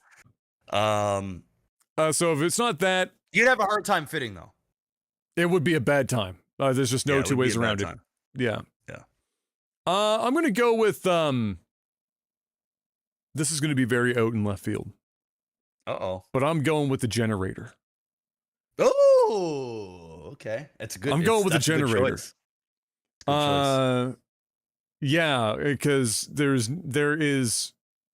I mean, I have options here to run some cable and do like a gas-powered generator outside for when times, when times are required. But there's nothing better than just having one that flips a switch as soon as the power goes out and just automatically kicks in and fucking off to the races you go. That's a different animal. And with the way that Nova Scotia Power has been getting shittier and shittier, it's almost going to be a necessity pretty soon. Out these parts, we're still pretty lucky. The power doesn't go out very frequently. It's usually only if like a tree goes down on a line or somebody. More frequently these days, it's some idiot that doesn't know how to drive drove into a pole. Oh, I know it's bad, bro. It's fucking wild. That's bad. It's bad out there, dude. Driving just to pick up M and go home yesterday, 3 accidents. 3 accidents? Damn. Just going in and back. There were ambulances and cop cars trying to get through traffic everywhere. It was just a shit show. People really don't know how to fucking drive anymore. A lot of people came from Ontario, I've said it before, and they think they're still in Ontario. Oh, yeah. They're not. And they're not. The roads aren't that big. And the thing is that you can drive like that when everyone else drives like that, and there's like unwritten rules of the road in everywhere that you go. But people here aren't driving like that. And so when you start driving like that, you're just going to cause a million fucking accidents, which has been happening all the fucking time. Now, the accident rate here is insane right now. It's crazy. Every time I go out, almost, I'm seeing an accident. Delivery drivers are on coke. They've always driven fast around here, but dude, out these parts now for the pizza joints, you ain't seen speed until you've watched these fucking idiots driving. They are like, honest to God, they're doing, some of them are doing like 90 to 100 in Spryfield, which is insane because now like we've got more lights and shit now. There's kids everywhere. There's daycares. People are cooking around doing twice the speed limit. The fuck? And so, yeah, I mean, all that to say that they eventually wrap themselves around a pole and then I lose power. So I'm going to go with generator on Jeff's front. Good one. I don't know what the fuck Jeff would pick in here. Jeff has everything I own and a higher end version of it almost exclusively. Well, I was going to go a different route. Okay. I was going to go a different route, and I would say if I could have something that Adam has, I'd go with his succulent voice, man. You have a better voice for more things than I do, though. Yeah, but I mean, I don't get complimented on my voice, man. I don't get paid for mine. You've got, but you just haven't tapped into it yet. Once you start tapping into it, I think you're gonna be pleasantly surprised. Hopefully. So I would say, hey, if there's one thing that I could rip out of Adam's vocal cords and put him inside me and just give me that succulent deep. You wouldn't be able to sing anymore though. No, but because I have zero. This voice has zero ability to sing. Zero. I'd be able to narrate pretty fucking well. Yes, the narration would be very real at that point for sure. Yeah. No, I which is funny because growing up, my voice was so fucking high. Yeah, I know. And then like a light switch happened, woke up one day and away it went. It was done. Yeah. Adam was literally like, "All right, Jeff. Hey, good night. I'll see you tomorrow." Like, "All right, man. All right, man. We'll see you tomorrow." And then in the morning, you're like, "Hey, Jeff. How's it going, man? In the morning." What the fuck? I used to think, I'd be like, "Adam, why are you talking like that, bro? Why are you talking like that?" Well, it's crazy because I didn't like most people when they had their vocal change, they had like voice cracks and shit like that, whatever. I had none You of didn't that. have that. Like No. zero. People thought I was faking my voice because I didn't voice crack ever. And I don't even, I wish I could pinpoint the day because you'd think I would remember this vividly. All I know is that like one day I was talking like a fucking opera singer. And on the other end, I just woke up and I had, you know, the voice that more or Your less you nuts guys hear dropped. today. Yeah. That was the show. It was like overnight. Legit. Like crazy overnight. Yeah, it's true. It's true. All right, let's get one more in and call it a friggin' day there. We got some StarCraft to try and get done. The Pork Chop, have you two ever had beef that was large enough to make you guys consider ending the channel? No, that's never even remotely close. No. Ever. We've had No. beef, but no, I don't think it's ever been like super serious beef. No, and I don't it's even, never been. and I don't think so. I think the majority of our arguments happened before Leg TV, Before not Leg necessarily TV. after Yeah. Leg TV. And you you cannot be fucking close friends with somebody for, oh my God, how old are we? This is now 25 old, years. bro. 25 Yeah, years. we're old. You can't go 25 years and not at some, okay, let me put it this way. If you haven't beefed with a friend that you've been friends with for 25 years, you haven't been friends. You've just been acquaintances. You cannot be friends with somebody on any level and not have beef at some point. It happens. The longer the friendship, the more you know that it has to have happened at least a couple times. It's just the way that it goes. And so, but no, once Leg TV was the thing, but we had gotten old enough that it was like so rare of anything, and it was never anything to do with the channel. I think most of the bickering we've ever done has been publicly on a podcast, really. Literally. And with Adam and I, we don't really think much of it. Like, I know I can get loud and I can get animated, and Adam can get, you know, a little snarky or a little fucking, you know, sarcastic. It's sarcastic. But at the end of the day, once the podcast is over or whatever, it's done. It's not like, yo, bro, we should really discuss we should really like clear up. What the fuck, you know what I mean? No therapy sessions required. Nah, bro. On the other side. That's not that serious. Last one because that was quick and it's StarCraft related. Jubilator asks, name a Brood War unit from each race that you think would feel the most badass to be in the game. So one from each. Brood War unit. I'll go with the It's Protoss Archon every time for me. When this kind of question comes up for Protoss, I have to be Archon. Yeah, but the Archon is in StarCraft 2. I thought we were picking units. I think if you were in Brood War, I think let me just reread this in case I misinterpreted it. Name a Brood War unit from each race that you think would feel the most badass to be in game. Oh, so if you were to be the unit, I think is what they're saying. Okay. I thought we were talking about a unit that was in Brood War that would be good in StarCraft 2. Okay. I'm going Archon. I'm going. Oh, bro, I'm going Dark Hydra? Templar. No. Ultralisk. Archon, Ultralisk. You going all the tier 3s, bro? Well, it's a tier 3 for a reason. Archon, Ultralisk. But you know what? This isn't tier 3. Goliath out of Brood War for Terran. I love Goliaths. I fucking love Goliaths. Cool. Yeah, I'm gonna go with the Dark Templar. Mm-hmm. I just think that would be just the baddest. I mean, it'd be badass. Just be invisible and have like these fucking, almost lightsaber type fucking thingies. Zerg. Ooh, from Brood War. I'm gonna go with. You've already picked Hydra, so I'm not gonna pick Hydra. No, I went with Ultralisk.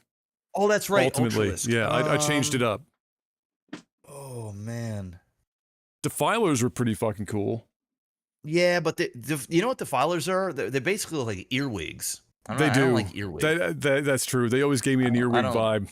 Yeah, I'm not a big fan of that. But they were cool Lurker? units. I'm actually gonna go with Hydra. because Yeah, Hydras are dope. Hydras in scale are pretty big too, and Oh, yeah. I think they're just badass. They're just kind of It's funny. just It's badass. funny. Like in canon, Hydra and Marines, like Hydra are way bigger than Marines, but on screen massive. they They're look not so much. very similar. But like like a Zergling is bigger than a Marine or tall as a Marine, and then a Hydra is like twice the height of a standard Marine or more, and huge. But then on on the game, obviously they can't scale it like that. It would be awkward as shit. But yeah, well there you go. And on that note, Terran. Sorry, yeah, Terran. My bad. Oh wait, Terran wise.